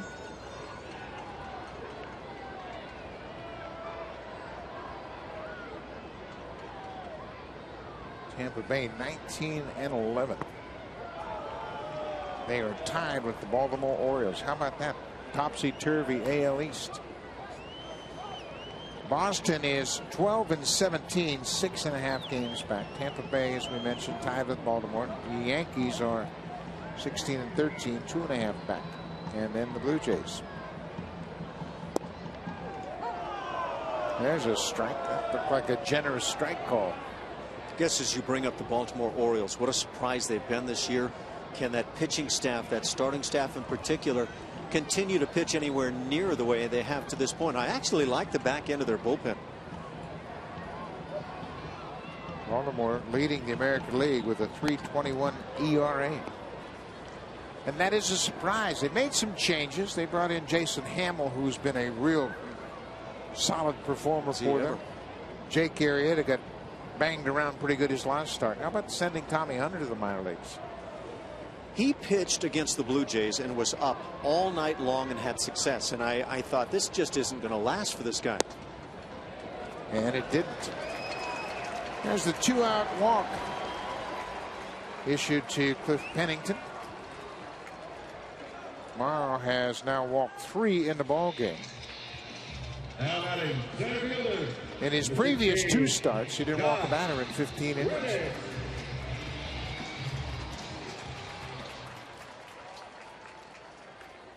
So Josh Reddick, he's got some power. He'll step in with a man on and 2 outs.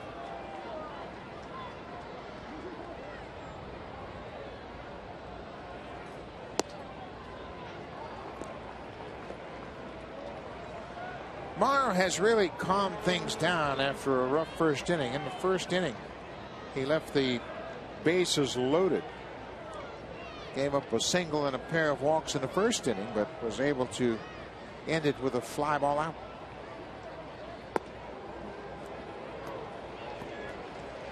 Mark Carlson down at third said that Reddick checked in time.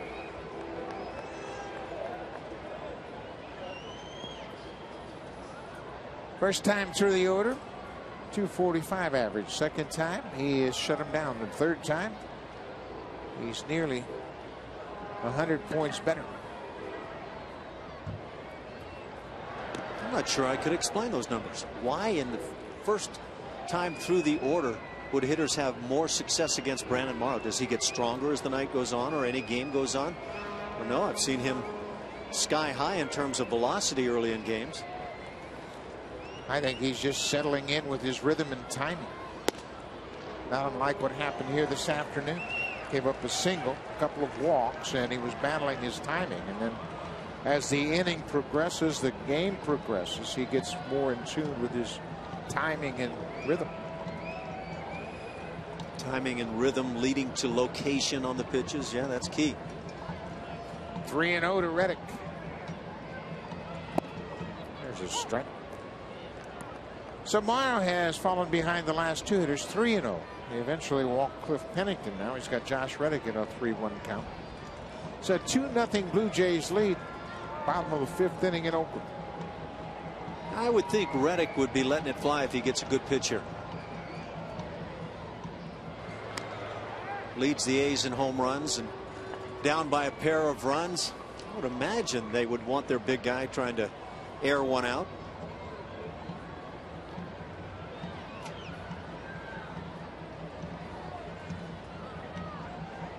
3 balls and a strike.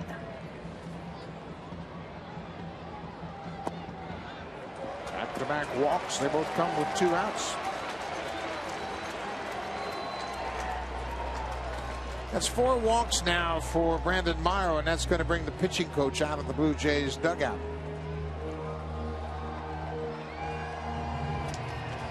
Bruce Walton will jog out to the mound and try to help his big right-hander get back into the strike zone and get out of this inning. This is the 6th game of this 10-game road trip, and you can see the pitching, the starting pitching on this current road trip. The first 2 games, Brandon Morrow, Henderson Alvarez, they were unhittable. Had a great start. Then the last 3, it's been a different story. Kyle Graybeck was the starter in Anaheim, and then Drew Hutchison gave up the first Albert Pujols American League home run.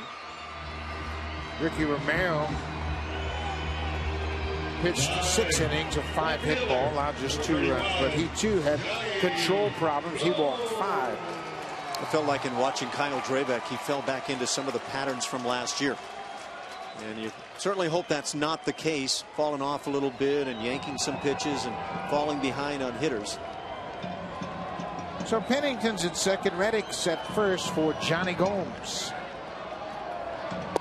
Johnny Gomes takes a good fastball. That's 96 in a tough spot.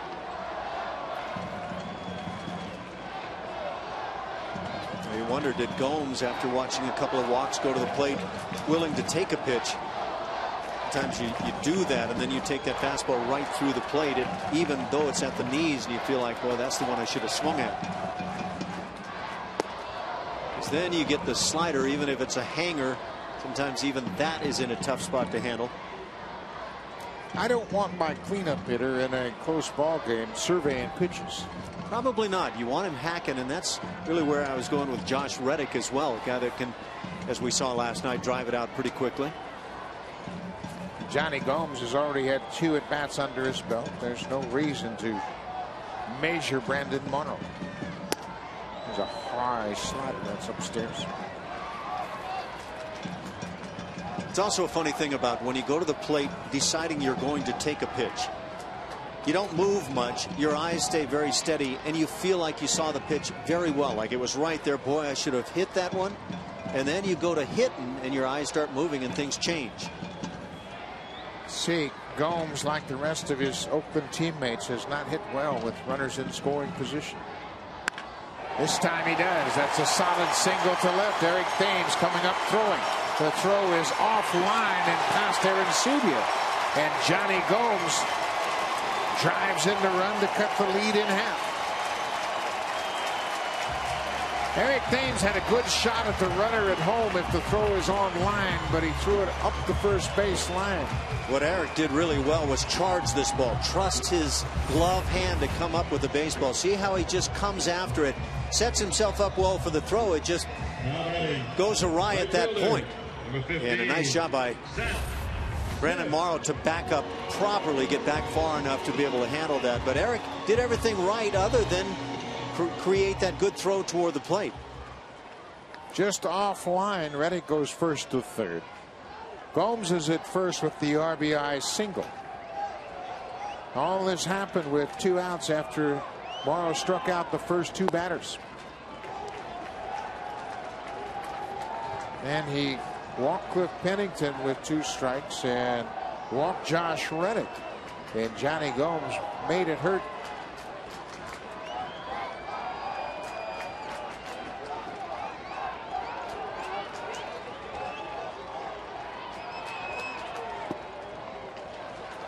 Two and 0.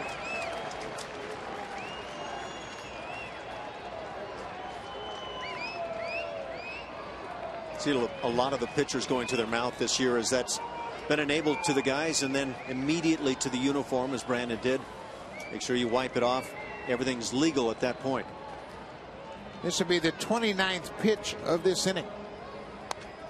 And it's fouled back. Morrow is now over 100 pitches for the ball game, with 2 outs in the 5th.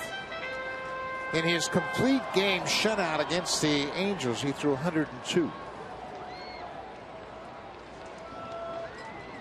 Didn't walk a batter and struck out 8. Just trying to get through the 5th inning now, and you wonder, is that going to be all he's provided? 3-1. Morrow has pitched himself into another hitter count.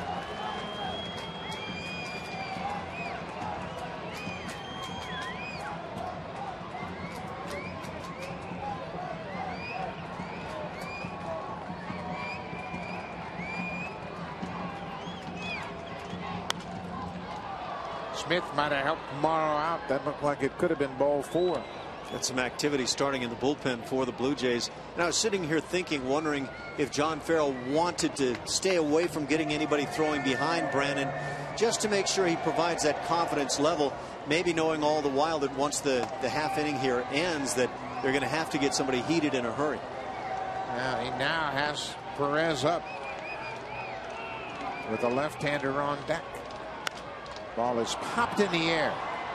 Brent Lawrie lost his glasses. Escobar, the shortstop, stays with it. Lawrie, for some reason, had his glasses pop up if he was struggling to find that pop-up. And then Escobar made the catch to get out of the inning.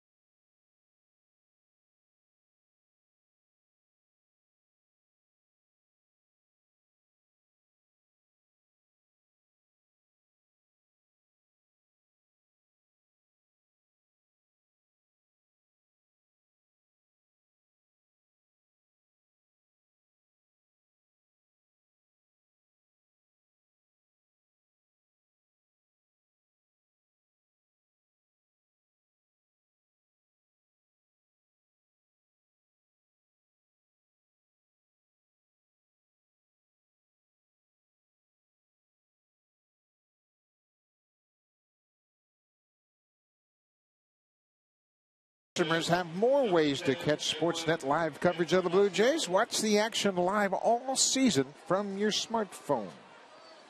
Even if you happen to be hanging out on the Rock? Even if you're on the Rock. Alcatraz in the middle of San Francisco Bay. Gorgeous afternoon here in Oakland. And it has been a beautiful few days here for our visit to San Francisco. It's a one-run ball game. Encarnacion 0 for 2 so far. He leads off the 6th. Average down to 265. Hot shot, but right to Inge at 3rd. Encarnacion's retired. That's 5 straight retired by Tyson Ross. Now batting, number 14, Eric Thames.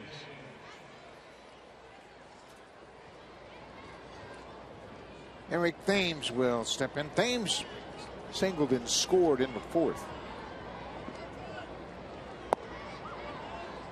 Which is downstairs. Eric had a triple in the 9th inning in last night's game. Splitter off the plate. It's 2-0. John Farrell mixed up the lineup a bit as Thames moves up a spot, batting 5th behind Encarnacion. Goes after that high pitch. For the first time this season,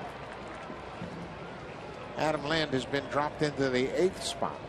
And he's responded with a couple of hits, including a 2-run homer.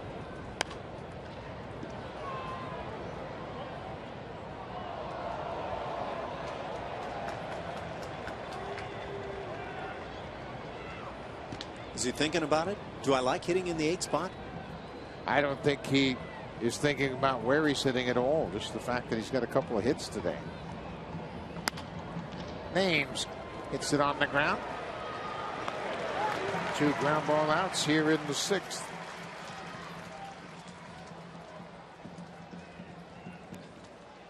Brad Laurie has grounded out twice so far. Batting, number 13, Brett Laurie.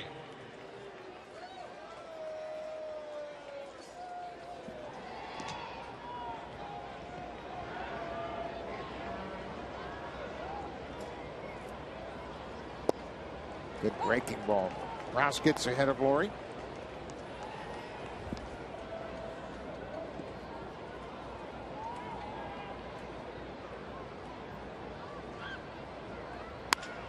Ball is hit toward the gap, and that's going to get down and go all the way to the wall. Laurie around first. He's headed for second.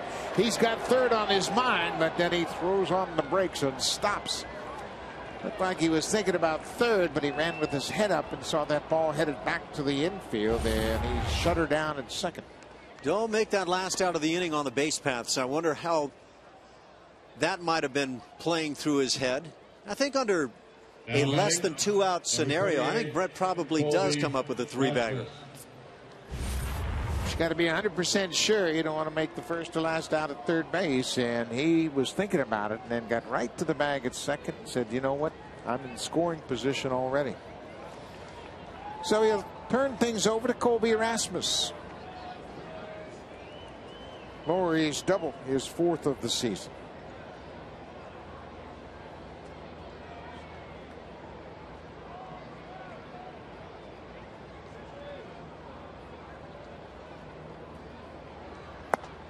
Rasmus goes after the first pitch. Tyson Ross wasn't too pleased with the location, but he got the desired results. Talk about location for Tyson Ross. The location here in Oakland has been good for him this year. On the road, he has been just kind of a disaster. Pedro Figueroa, the left-handed reliever, one of 4 lefties in the A's bullpen. Well, that ball was right in on his hands, and he fought it off. 0-2. Ross is ahead of Rasmus.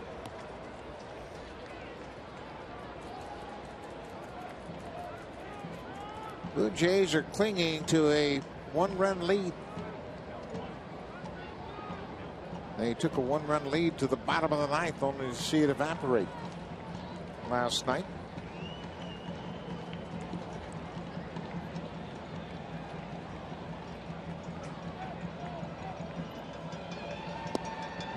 outside.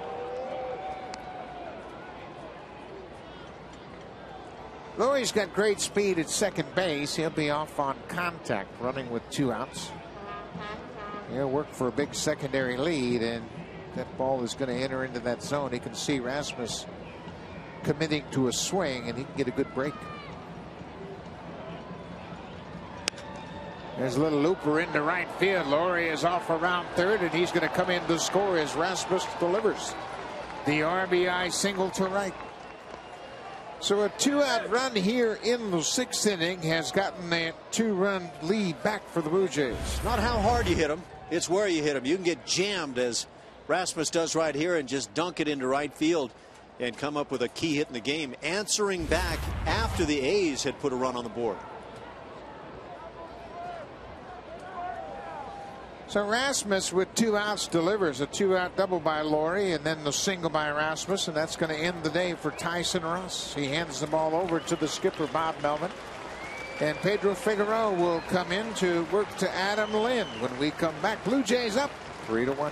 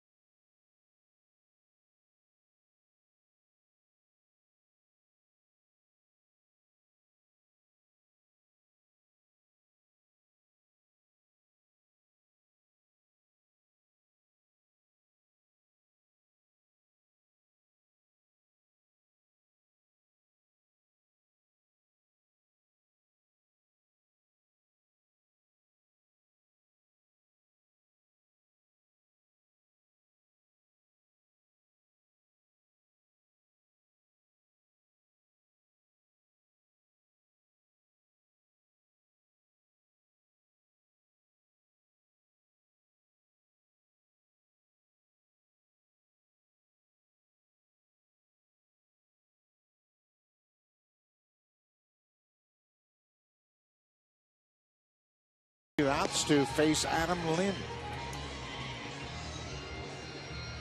Figueroa in his first season in the big leagues has done a good job. Now he's dealing with a hot hitter, Adam Lynn, back in the 4th. Got a pitch through the heart of the plate, laid the barrel to it, and that power comes through. That power game has been AWOL for Adam Lynn most of the season, but now as the 8 hitter, it comes alive. Figueroa will check on Colby Rasmus at first. Rasmus has a steal this season. 1 for 1.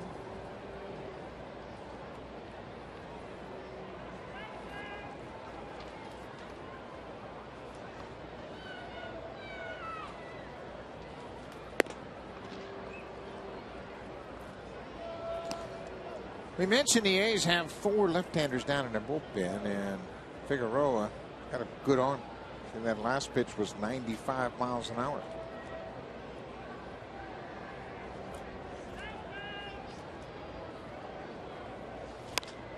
This is popped up behind home plate. First baseman Derek Barton calls for it, makes the catch, and Figueroa does his job. He comes in to get the left-hander, and he does that. Gets Adam Lynn to pop up to end the inning, but the Blue Jays add a run. Hi fans, I'm sitting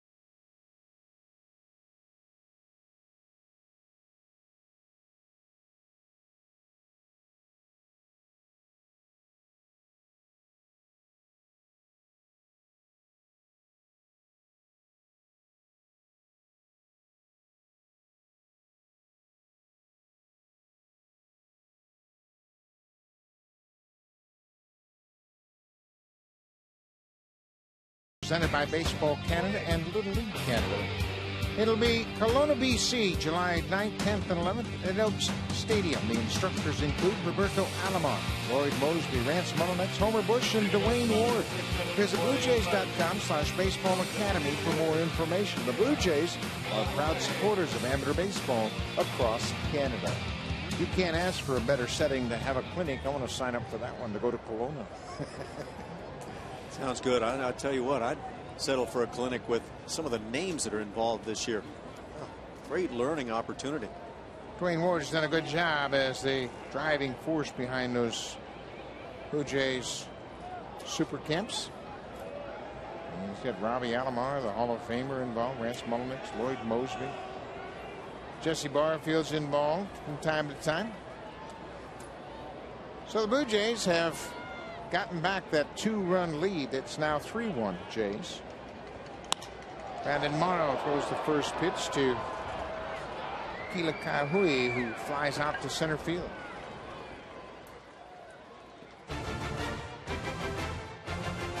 Save during the homeowner sale. Only at Home Hardware and Building Center locations. Homeowners helping homeowners.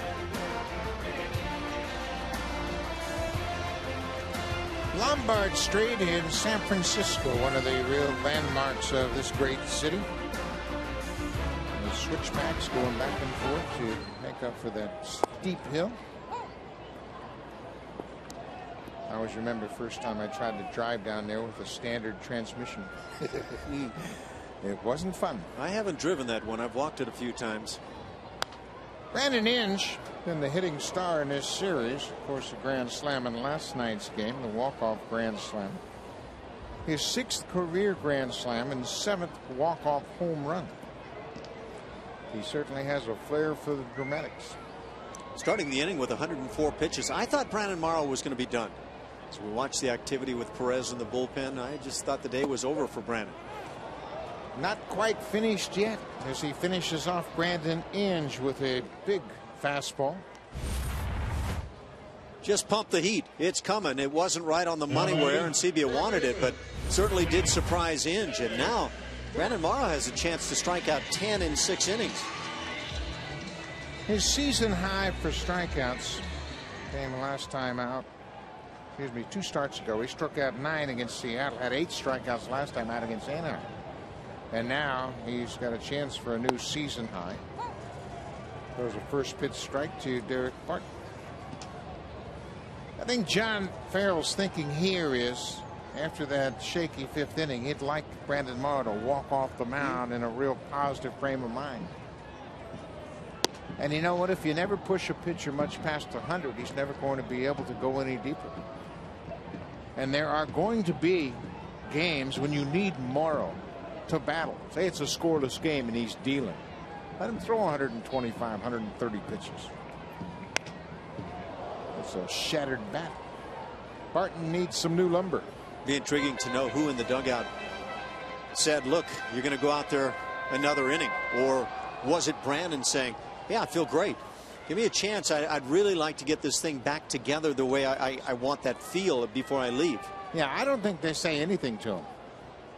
I don't think you talk to him. And there you see John Farrell says that Perez is going into the game next inning. That was the motion that he made. You've got the next inning. So indeed, I think John Farrell wanted Brandon Morrow to have a strong finish to this outing. I always wonder with Brandon, does the diabetes factor in terms of the pitch count and how far he's enabled to go? Let's that one get away from him. It's a full count. Like on those last couple of pitches, maybe trying to hump a little too much, get that final out on the afternoon. You see his average pitches per start, just over 102 pitches. Today he's thrown 113.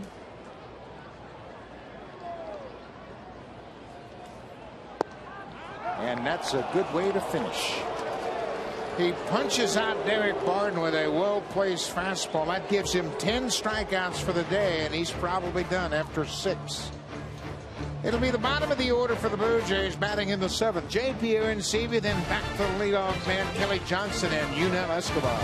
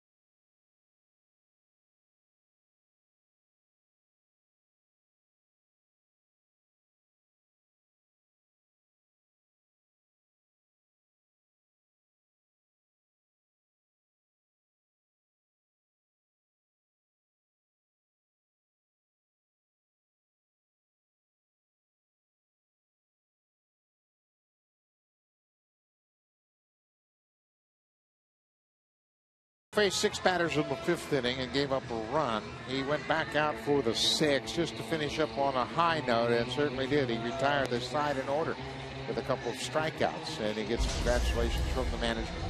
So his day has come to an end. 6 innings, 4 hits. He walked 4, but struck out a season-high 10. And it took him 114 pitches, and that, too, is a season high for Brandon Morrow. He continues to whittle away at that ERA in the process as he grinds it out today. 227 the Ernie right now, and Brandon's pitching great ball. Figueroa came in to get the final out to close out the 6th. Now he works to JP Arancibia. But Figueroa's got a good arm. 96 on that high heat.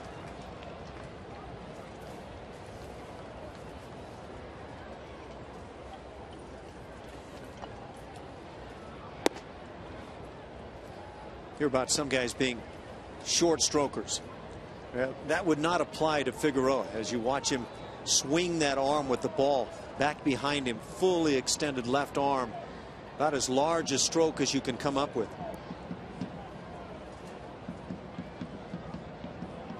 Ball and strike to the Blue Jays catcher. Arancibia is 0 for 2. And there's another good fastball. This one at 96. Figueroa is not half-stepping when he comes into the ball game.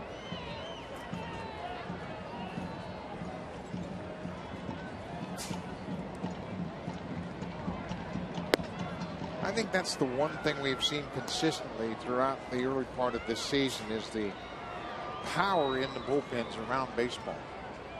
We saw it in dramatic fashion in Baltimore. Oh, did we ever? Jim Johnson, Pedro Strop, Matt Lindstrom.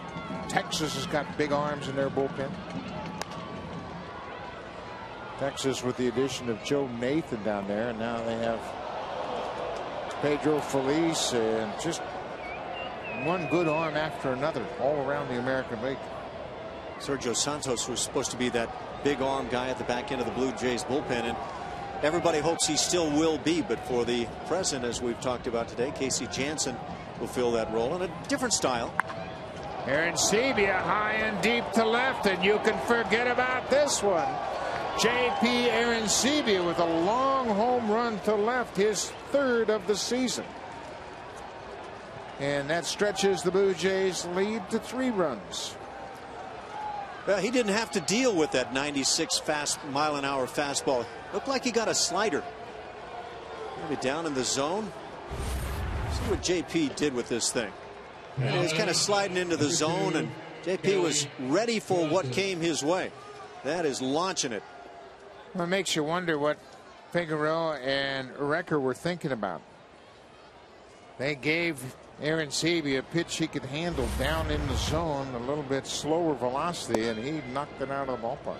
Yeah, after seeing those high fastballs, I would imagine most hitters would struggle, but Arancibia probably says thanks for that one.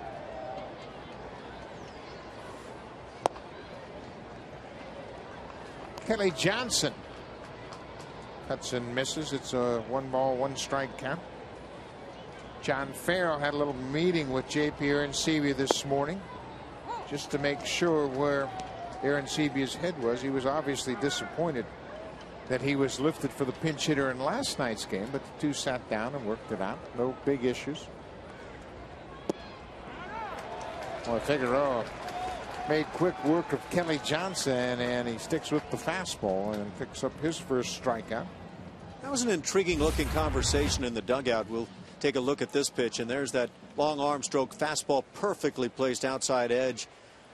But he does have a riding looking fastball, and Arancibia was talking about it in the dugout, and you could see with one of his hands showing that it just tends to ride. Players will talk about guys that have sinking pitches and others that have the riding heater.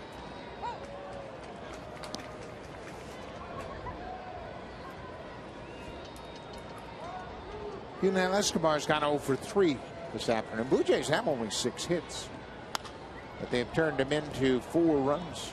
A pair of home runs, a 2-run shot by Adam Lind, and a solo home run by J.P. Arancibia.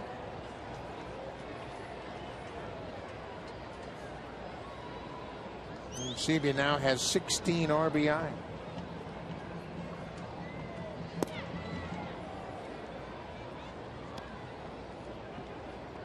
Yeah, that home run pace hasn't gotten off the way Aaron Sebia probably anticipated on the season.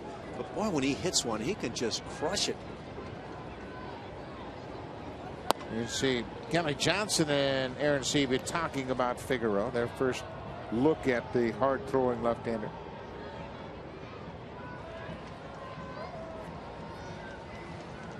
A lot of information being exchanged down in that dugout.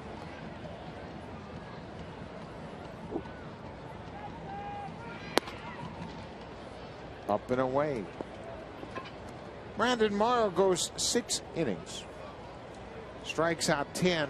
That's the 7th time in his career he's had a double-digit strikeout game. His career high 17, of course, a couple of years ago when he struck out 17 Rays. Figueroa lost it all the way back to the screen. Escobar will take the walk.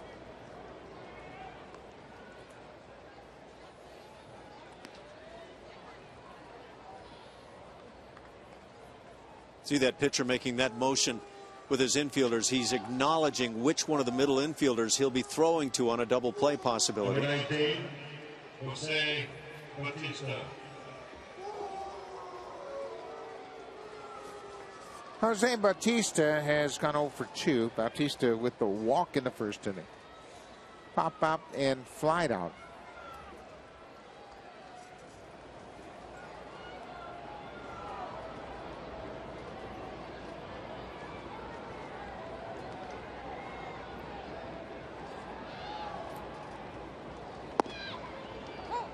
First pitch strike. Bautista wanting to get a look at Figueroa.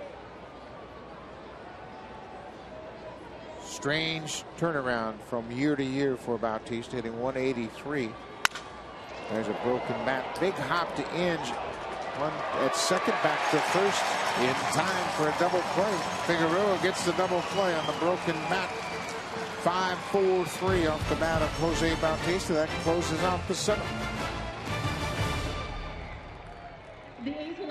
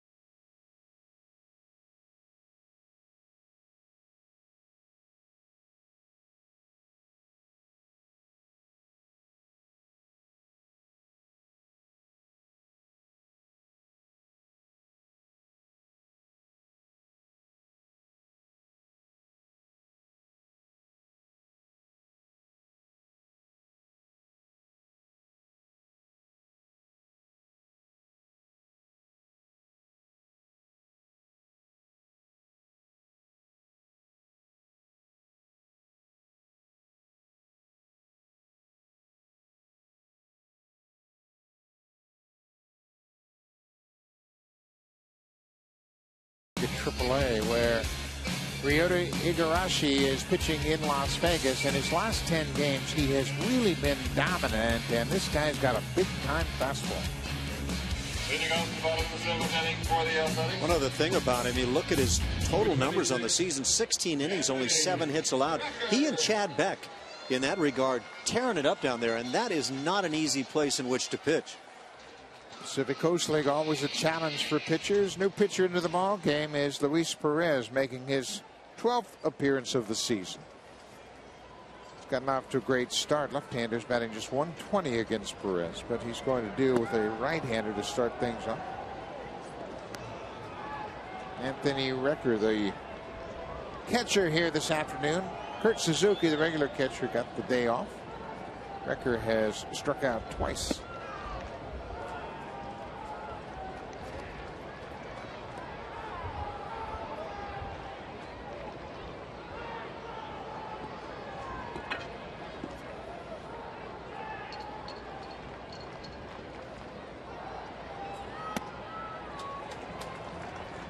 Aaron Seavey is not going to wait any longer. He goes out to the mound to try to coax Perez back into the strike zone.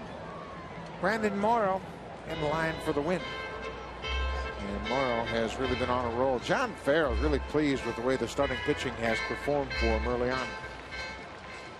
Quite a string of 6+ innings from the starters, and got the young kitty core in there. And generally speaking, they have done a very fine job. Henderson Alvarez has been terrific. There's a strike.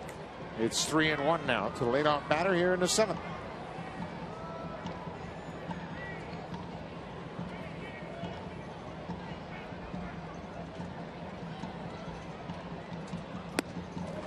That's a leadoff walk. Last thing you want to do to the number 9 batter.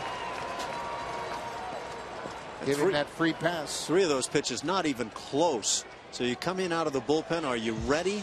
Well, you show it by how sharp you are to that first hitter. Now the bullpen has had a shakeup. Obviously, this morning John Farrell met with the media and announced that Francisco Cordero would no longer pitch as the closer. Cordero met with Farrell before the team took the field this morning and was informed of that move. And Cordero was great. Even last night, before he knew of the impending move, he addressed his performance and said, hey, if I don't start getting people out, I'm not going to have a job. That's about as stand-up as you can be. Just acknowledging this team needs better than I'm providing. And Casey Jansen will perform as the closer.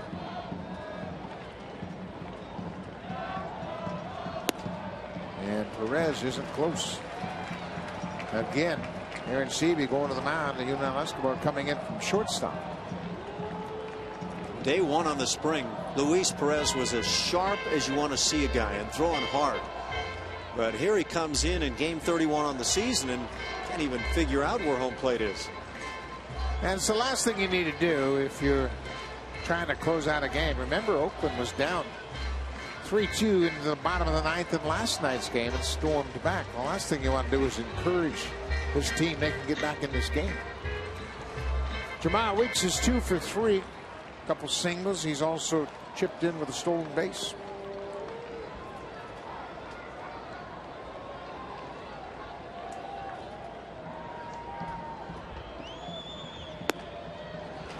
Perez hasn't found his release point at all.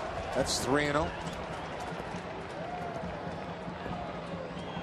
I'm surprised the bullpen remains quiet for the moment, and now they must have just gotten the word from us. They're getting it up.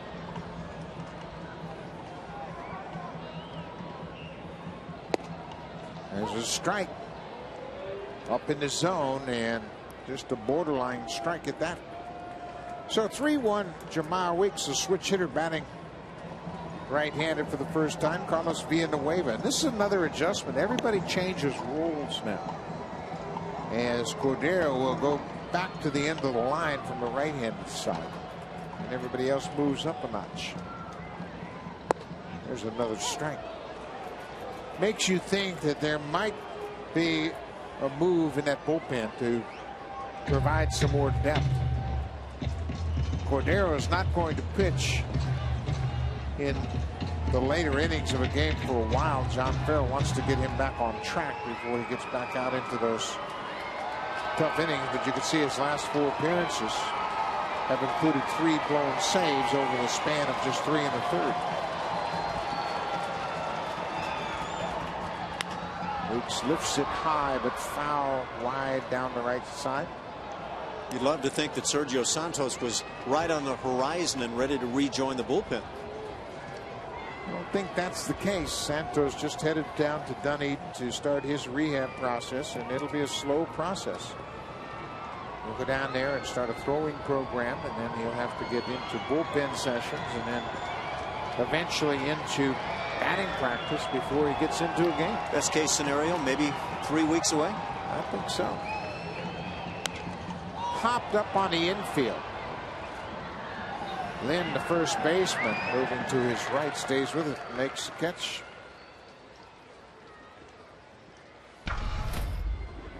The Blue Jays had 25 blown saves a year ago, and they thought they had addressed that problem. But you see, last year's numbers are even better than this year. Their ERA through the first 30 games a year ago was .285. This year it's .469. They're just 4 for 11 in save opportunities. They only had 3 blown saves at this point last year. A much better whip a year ago. So the revamped bullpen has not performed as well as they thought. A lot of that has to do with Sergio Santos, obviously. Absolutely. Losing him. Yep. Best laid plans and all that sort of thing, they go right on out the window when you have one of your key guys, and maybe the key guy, get injured early on. Cliff Pennington, also a switch hitter, looks at one up and away. A ball and a strike. Blue Jays lead 4-1. Certainly don't want to encourage this A's team to get back in this game here. Getting to the meat of the order. Josh Reddick is on deck, and Johnny Gomes is in the hole.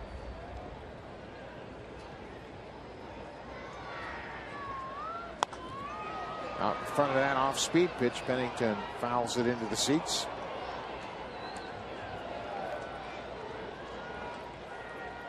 There's Reddick, who's gone 0 for 2 so far this afternoon. He had a walk back in the 5th, but he was left on base.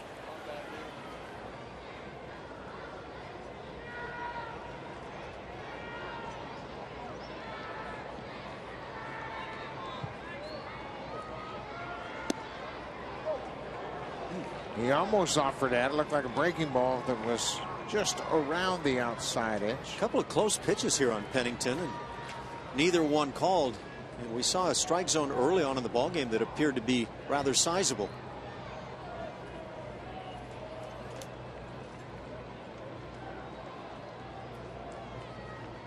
Here's the 2-2. Lined into right field. Richter is around second, headed for third. And Pennington drills a shot to the alley in right center. So that will bring the tying run to the plate.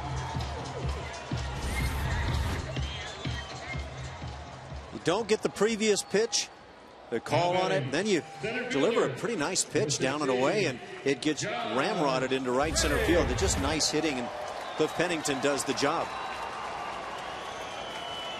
John Farrell conferring with the pitching coach Bruce Walton about where they are in the A's lineup, looking at matchup sheets, looking at lefty-righty comparisons. Runners at the corners, 1 out. Reddick, we mentioned, 0 for 2 with a walk.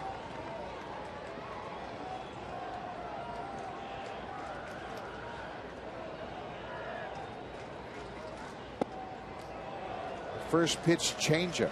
Remember the day when managers had all they were going to bring to the table in their head, and it was limited compared to what we now have, and the guys have their charts and they know where hitters tend to hit pitches against what type of pitcher, and just everything to go with it. It's a very different game. So much information now that you know everything about every hitter. There's a strike, good fastball. I had a manager once upon a time would pull his cap off and look inside his cap. That's where he got all his answers. And there were no cards in there. No information, just an opportunity to pause and reflect. 1-1 to Reddick. He gave Perez a little bit of an out. That might have been a ball inside. Looked like it last night. The home run that Reddick hit against the left-hander was somewhat similar, not quite that far in, but a pitch up and in that was handled easily by Reddick.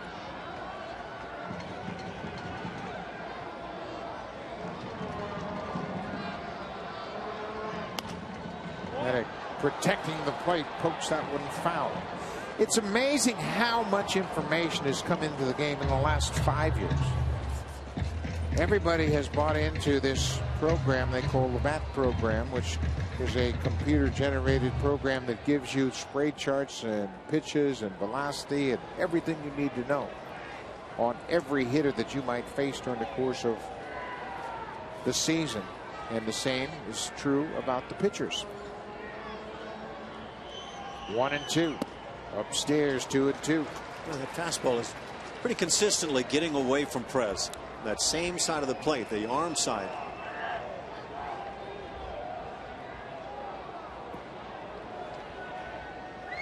Perez got up to such a great start. He was so dominant early in the season. Had that great performance opening day when he pitched so well against Cleveland. And then had quite a scoreless stretch put together. This is a base hit. A one-handed emergency hack from Josh Reddick. And he drives in a run. It all started by Perez walking the number 9 batter. Anthony Recker comes in to score the second A's run, and this is a very defensive swing, but an RBI single. All the players will talk about exactly what Buck said, emergency swing. And when you show your manager that as a left-hand hitter against a left-hand pitcher, you can utilize that emergency swing and come up with a big hit, he'll never consider taking you out against lefties. Well, Perez has lifted. He retires just one batter, and now it'll be Carlos Villanueva with one out, and the Blue Jays protecting a 2-run lead.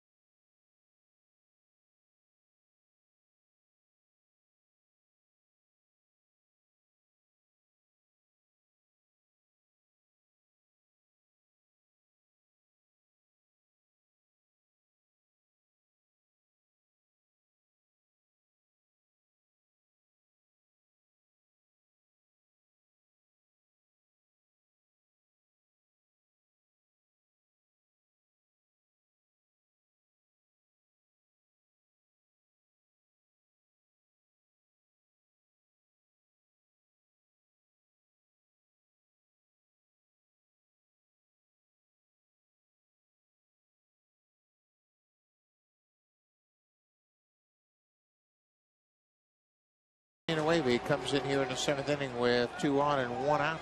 Villanueva making his 9th appearance of the season. And he's done a good job as that extended innings guy. Now he's going to have an increased role in the bullpen with Cordero being bumped out of the closer's role, and Villanueva's in here in a pivotal point of the ball game in the 7th.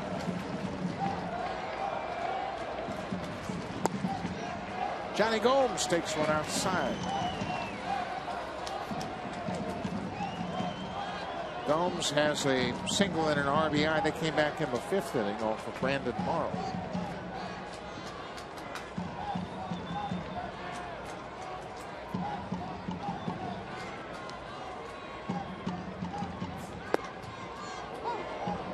Ball and a strike.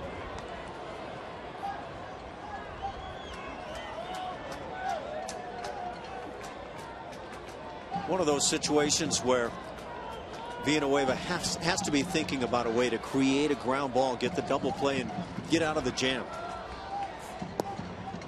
Throws a good pitch, but just missed the outside corner. The changeup can get hitters out in front, and when you're out in front, you roll that barrel of the bat over a bit, and that creates a lot of ground balls.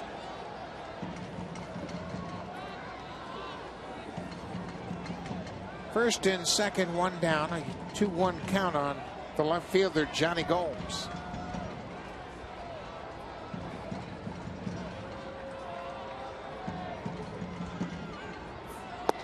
There's that off-speed pitch. He waves at it. That evens the count at 2-2.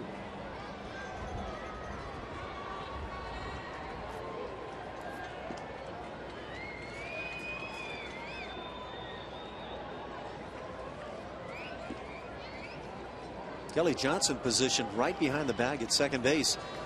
Wide open right side. So the books obviously say that Gomes is going to pull it on the ground.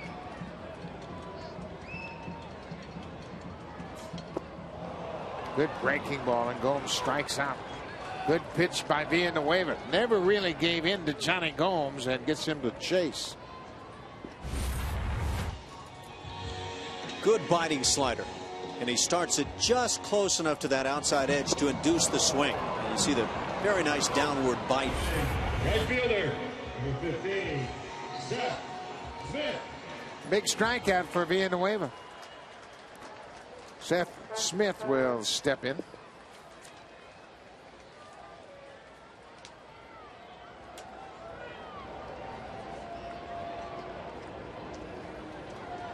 Smith has a home run against Villanueva.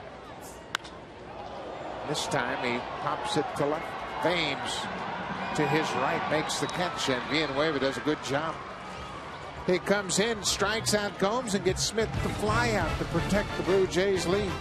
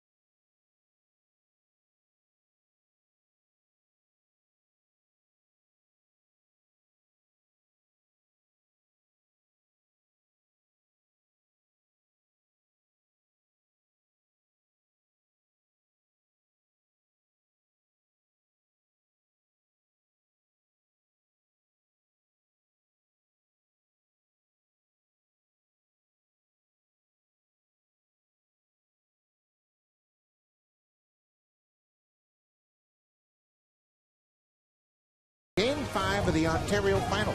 The Knights lead the series 2-1 following their victory on Monday night. It's Niagara and London, Game 5 on Friday Night Hockey on Sportsnet East, Ontario, West, and Pacific. Fisherman's Wharf in downtown San Francisco. The Sea Lions right on the wharf, and it's always a great opportunity to go over there and see Fisherman's Wharf. And now another left-hander, Jerry Blevins, making his 11th appearance of the season into the ball game to face the heart of the Blue Jays order. Edwin Encarnacion continues to struggle on this road trip. He's 0 for 3 this afternoon. Takes an inside pitch. Boy, I tell you what, he is getting a steady diet of inside pitches, and it's reflected in the A's defense. As a hitter, you have to learn to adjust. And it's a constant procedure because the pitchers are going to be constantly adjusting, all based on the scouting reports. Edwin Encarnacion high and deep to left field, and he is hit a home run. Encarnacion, number 10. His first hit on this road trip comes in the 6th game. A long home run as he greets Jerry Blevins into the ball game. Big insurance run for the Jays, their 3rd home run of the afternoon. And that's a reasonable adjustment for Edwin. See what they were trying to do. He wanted it down and in. It was out over the plate and down, and Edwin able to extend and hits that towering job out of here. 10th home run of the season for Encarnacion. Eric Thames takes the first pitch strike. Thames has singled and scored. It has been a tough trip, and you can see Encarnacion happy that he had snapped an 0 for 21 with that long home run. He has not fared well on the road.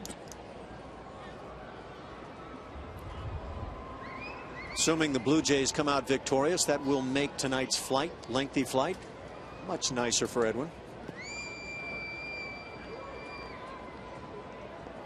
A ball and 2 strikes, and it's a battle. You're right. Everybody always thinking that hitters get into the groove and they can just keep that over an extended period of time. But pitchers check a lot of video. They have changed the approach on this road trip. We have seen from the Angels and the A's. Everybody pounding him inside. This is popped up center of the diamond. Josh Reddick has the hand up, shading his eyes, and Thames is retired. It'll be interesting to watch how Minnesota attacks some of these Blue Jay hitters. We've seen Oakland consistently throw the high fastball to Thames. They've pitched Encarnacion inside, and we'll have to see if that continues in Minneapolis. Well, the scouts tend to sit together, and they know what's going on. They're watching the same thing. And even watching Edwin hit the home run, there's really nothing likely new that comes because the pitch never got in on Edwin. He was able to extend and drive it out. And that's what the A's coaching staff is going to tell the pitcher. Hey, you make good pitches on him, you're going to get him out. But you let that ball leak out over the plate. I was thinking about comparisons with golf, for example. In baseball, you're sailing along, then the opposition makes adjustments, and it has an impact on you as a hitter, maybe even as a pitcher.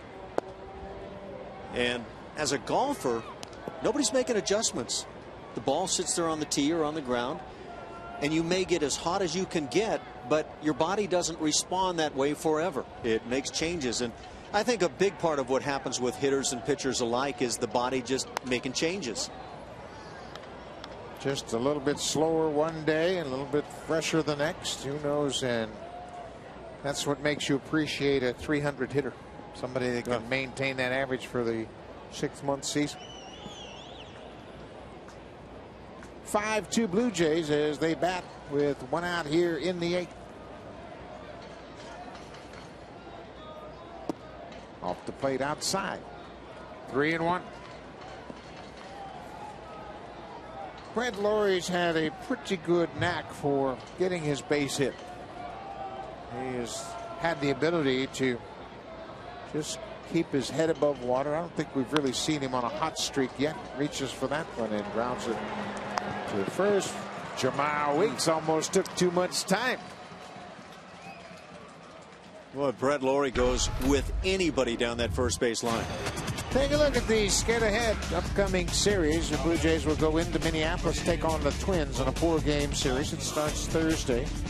Then after the Sunday game, we'll go home, and it'll be 2 with Tampa Bay, 2 with the Yankees. The Mets in town for 3, and then the Blue Jays will go down to Tropicana Field in St. Petersburg and take on the Tampa Bay Rays in a 3-game series. So tough schedule ahead. And just when you think that you can figure the Twins out, they're liable to get hot. So you can't take anybody lightly in this day and age. Minnesota with just 8 wins on the season. That's the lowest number of wins in baseball.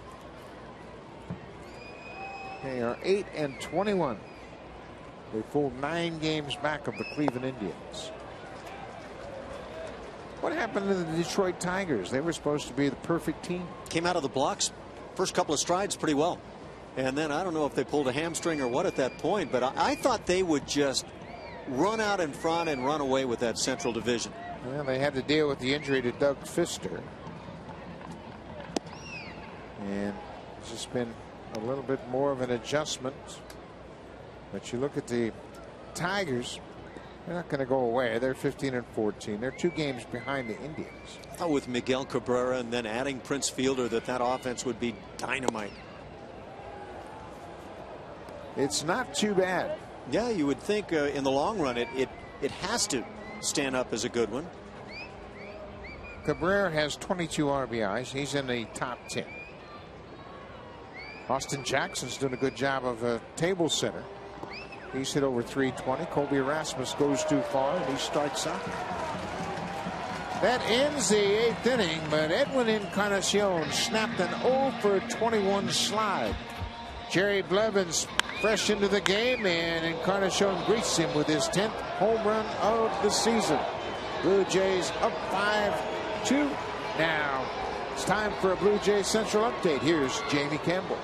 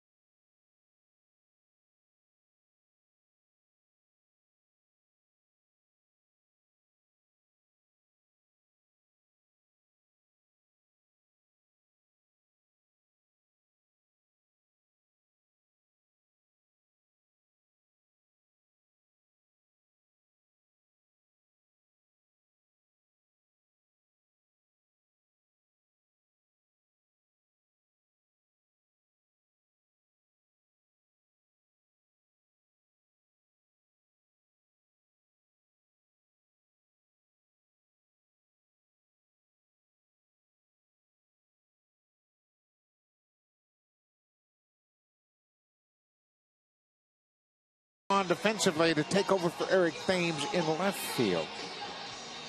As the Blue Jays are up by 3, 5-2 here, bottom of the 8th inning. Carlos Villanueva came on to end the 7th, retired 2 batters he faced, and he's in to work to Kila Kaihui. Kaihui has been the DH. He's gone 0 for 3 so far.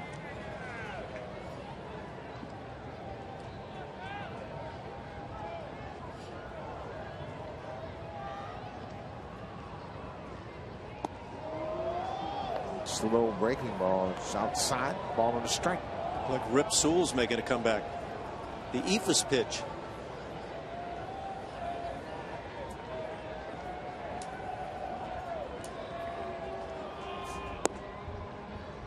Changeup missed outside.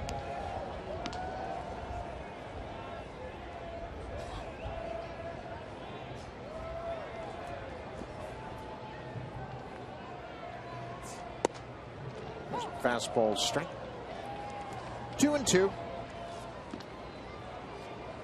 Brandon Miles started this ball game. Miles in line for his 4th win of the season. His ERA has dropped to 2.27. And Kaihui strikes out. Second strikeout for Villanueva.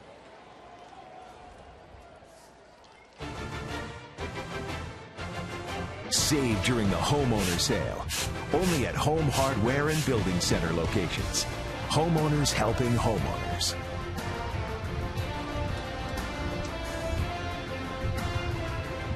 Beautiful San Francisco. After this game, the Blue Jays will head back east and go into Minneapolis, Minnesota to take on the Twins tomorrow night. Brandon Inge, 1 for 3. That double came in the 4th inning. He has struck out twice this afternoon. And he has another hit. He's swinging the bat pretty well. You look at his batting average and say, wait a minute, 146? That doesn't look like the guy we've seen in this series.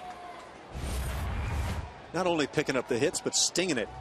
Hand stayed back beautifully. It hangs out the line, shot to left. Don't say I'm done with my major league career. Starting to feel good. So he's got a pair of hits. Derek Barton. He's gone 0 for 3 with a couple of strikeouts.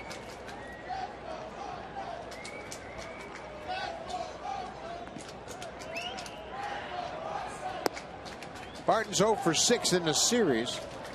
He struck out 3 times. Veteran Darren Oliver loosening up. Oliver had a good inning in last night's game. He pitched a 1-2-3 8th inning with a strikeout.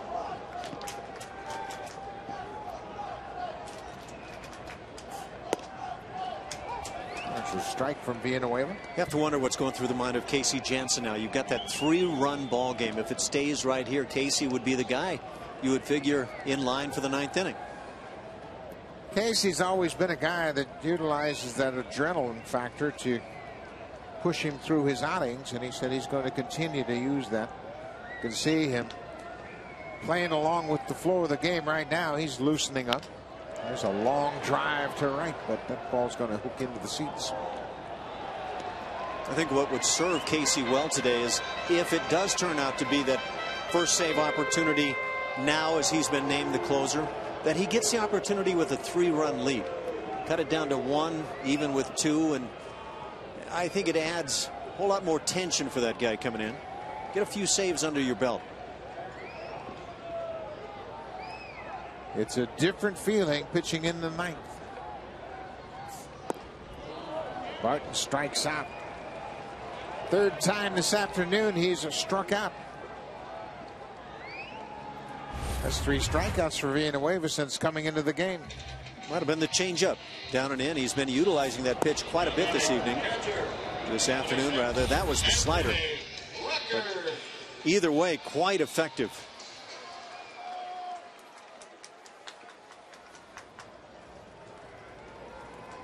Anthony Recker walked and scored in the 7th.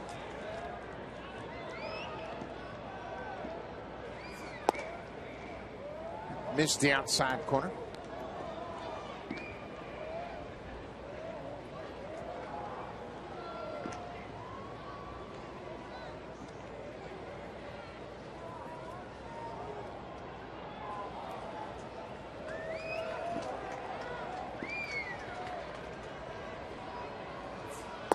There's a strike that evens the count. The ball on the strike.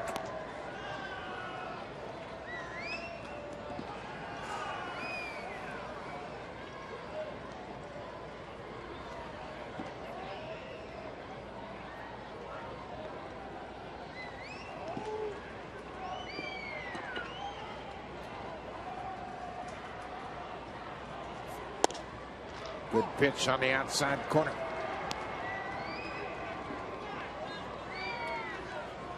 Brandon Morrow had 10 strikeouts in his 6 innings of work. Villanueva has 3 more.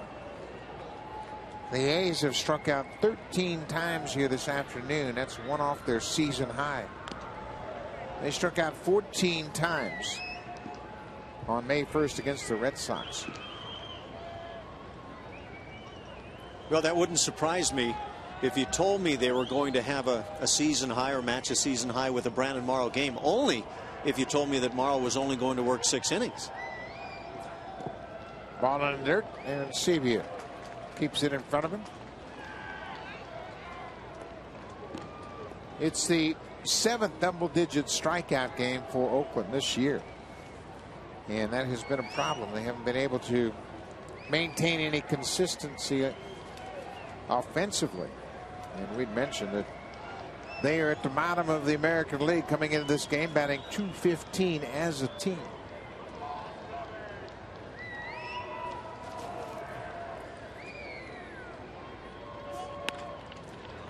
There's a little flare. Lynn back behind first makes a catch. Recker really got sawed off, and he pops up. He's gone 0 for 3 this afternoon. We'll go to the 9th inning. The Blue Jays holding on to a 3-run lead.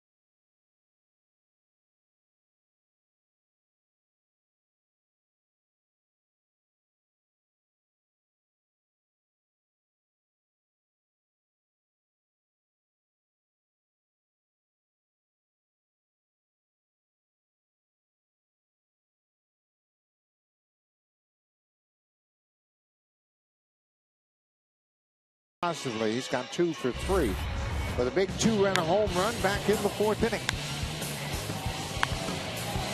JP Arancibia hit his 3rd home run of the season, a solo shot in the 7th, and then Edwin Encarnacion in the 8th inning snaps a 0 for 21 streak with his first hit of this road trip. The Blue Jays on this trip had hit just 4 home runs coming into this game, and they pound out 3 long balls here this afternoon. Then facing Blevins. Blevins working his 2nd inning. Arancibia on deck. JP now has 3 homers and 16 RBIs.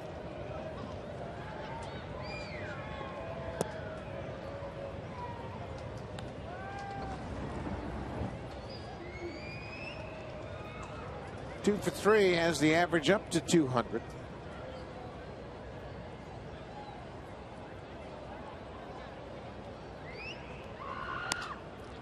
Check swing. Line drive to the 3rd baseman. Brandon Edge, 1 out here in the 9th. Now for a preview of what's coming up on Connected. Here's Hazel Maid.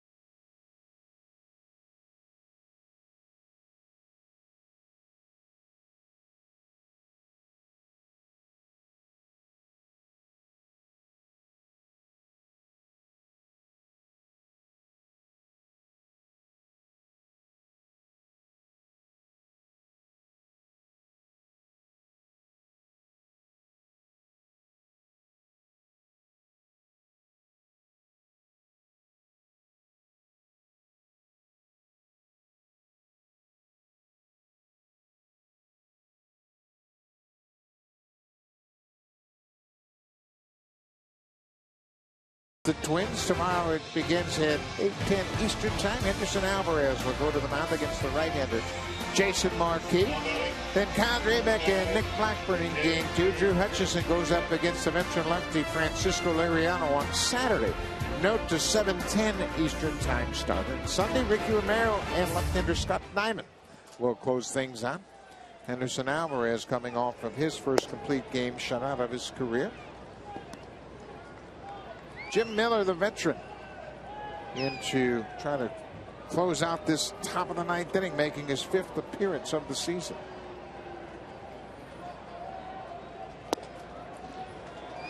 And Arancibia goes after the slider. It's a ball and a strike. Yeah, it's a slider you won't handle very often. You talk about going into Minnesota for the Blue Jays.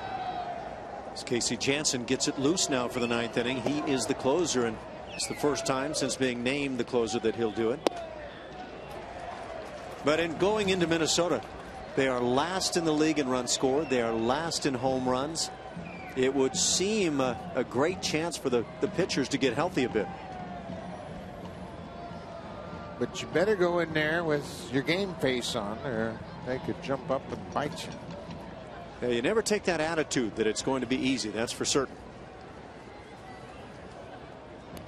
Francisco Cordero has been removed out of that closer's role for the time being. John Farrell made that announcement earlier today. And Cordero was as professional as you would expect. Said, I understand the move completely. I'm not doing the job. And Sevilla waves at that high pitch and strikes out.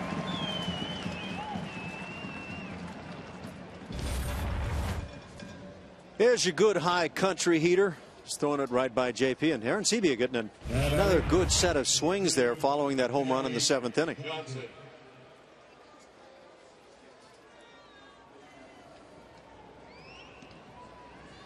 Kelly Johnson has gone hitless this afternoon, but he's been on board 2 more times with a pair of walks. Rips on the first pitch and fouls it back. Blue Jays have scored 5 runs on 7 hits. Oakland just 2 runs on 7 hits. The problem for Oakland was the strikeout. So far in this game, they've struck out 13 times. Inside, a ball on the strike.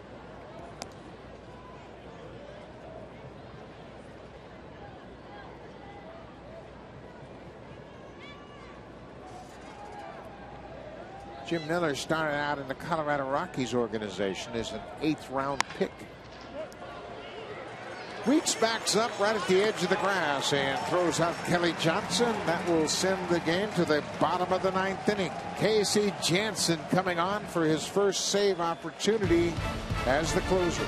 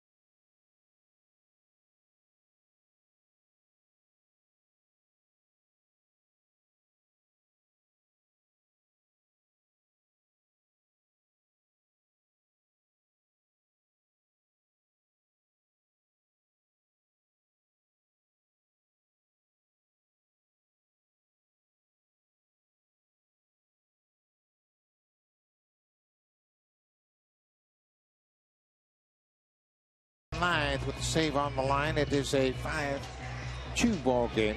So the A's are down by 3. Jansen for the C's making his 11th appearance.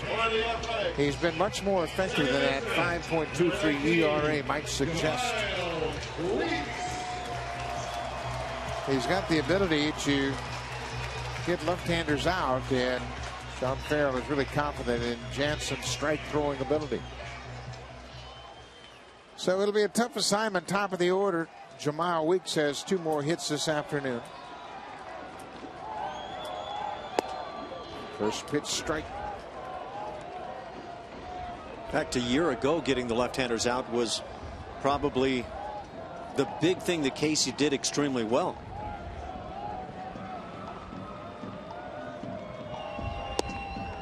Missed the outside corner. Ball on the strike.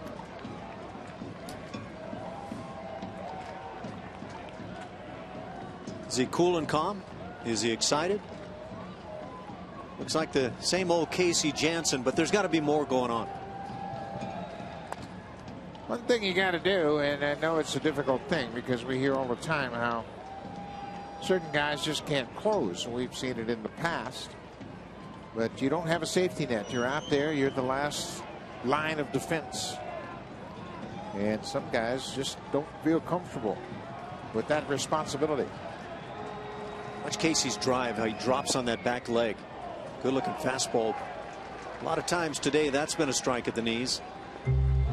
2 balls, 2 strikes to start the bottom of the 9th inning. Most baseball fans know the name of Tom Seaver, a big drop and drive guy, that back leg. Casey's pretty close. It's that right knee come close to the ground.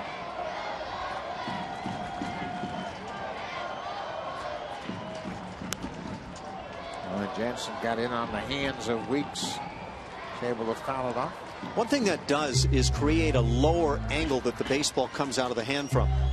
And hitters kind of have to readjust. And when you're looking at just one inning, there's the perception that can create that look that's necessary. See how low he gets, and it again creates that lower angle. Up the middle. Kelly Johnson to his right, in time to get Weeks at first. 1 down. When you talk about the mindset of a closer, the Hall of Famer Dennis Eckersley, who pitched so well here for so many years, always talked about how he was petrified closing out games because he didn't want to let his team down. And that's how he got so animated on the mound. And he always talked after his career about feeling the responsibility for the entire ball club. It's intriguing. I played with Eck when I believe he was 19 years of age when he came to Cleveland. And he was, on the outside, an arrogant, cocky young man. Great talent. Spotted like that for Casey, and he's going to have success. He's able to do that to the lefties. He's evened the count to Cook Pennington, a ball on the strike. But I think that's a great point you bring up, because you can't tell what's going on inside a guy when you just look at him from the outside. Some guys will crumble, but not most. But Dennis Eckersley seemed to be a guy who just loved the moment. But he tells you inside that he was nervous. I don't know. I kind of wonder about Dennis Eckersley. He always talks about the home run he gave up to Robbie Alomar in the playoffs and how devastating that was. And I actually walked into the clubhouse as he was talking to riders after the game. What a pitch. Casey Jansen paints the outside corner and strikes out Pennington. That's how you close out games. Now, does this tell you anything, the way he's gone after the first couple of hitters? That pitch is black paint out there, and it's exactly what the home plate umpire was looking at, or looking for, rather. Ed Hickox liked it considerably. Well, I think Casey Jansen has just got so much more confidence now that he's further removed from his arm problems a couple years ago. Missed the entire 2008 season. Had a torn labrum. And he's just able to come back and pitch with so much more confidence. His velocity's up. His command is better. Boy, he is dotting the I on that outside corner. Well, this is the kind of 9th inning you want to see in a save situation. Guy out throwing strikes, not just through the heart of the plate strikes, but on the edges, making it look like he's the man in charge.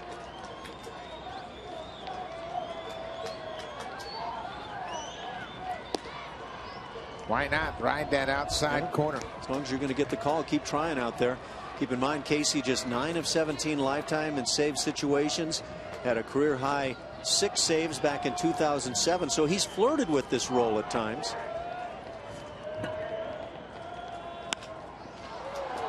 This should do it. Colby Erasmus backing up in center. Reddick is retired. Casey Jansen, a 1-2-3 9th inning to pick up his first save of the season. He's done a terrific job. Edwin Encarnacion snapping an 0 for 21 with his 10th home run of the season.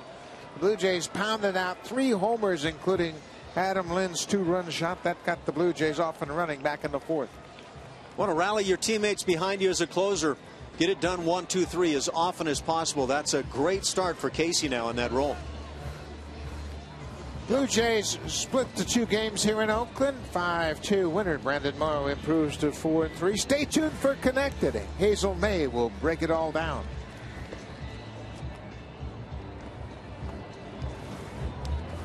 Here's the final line score.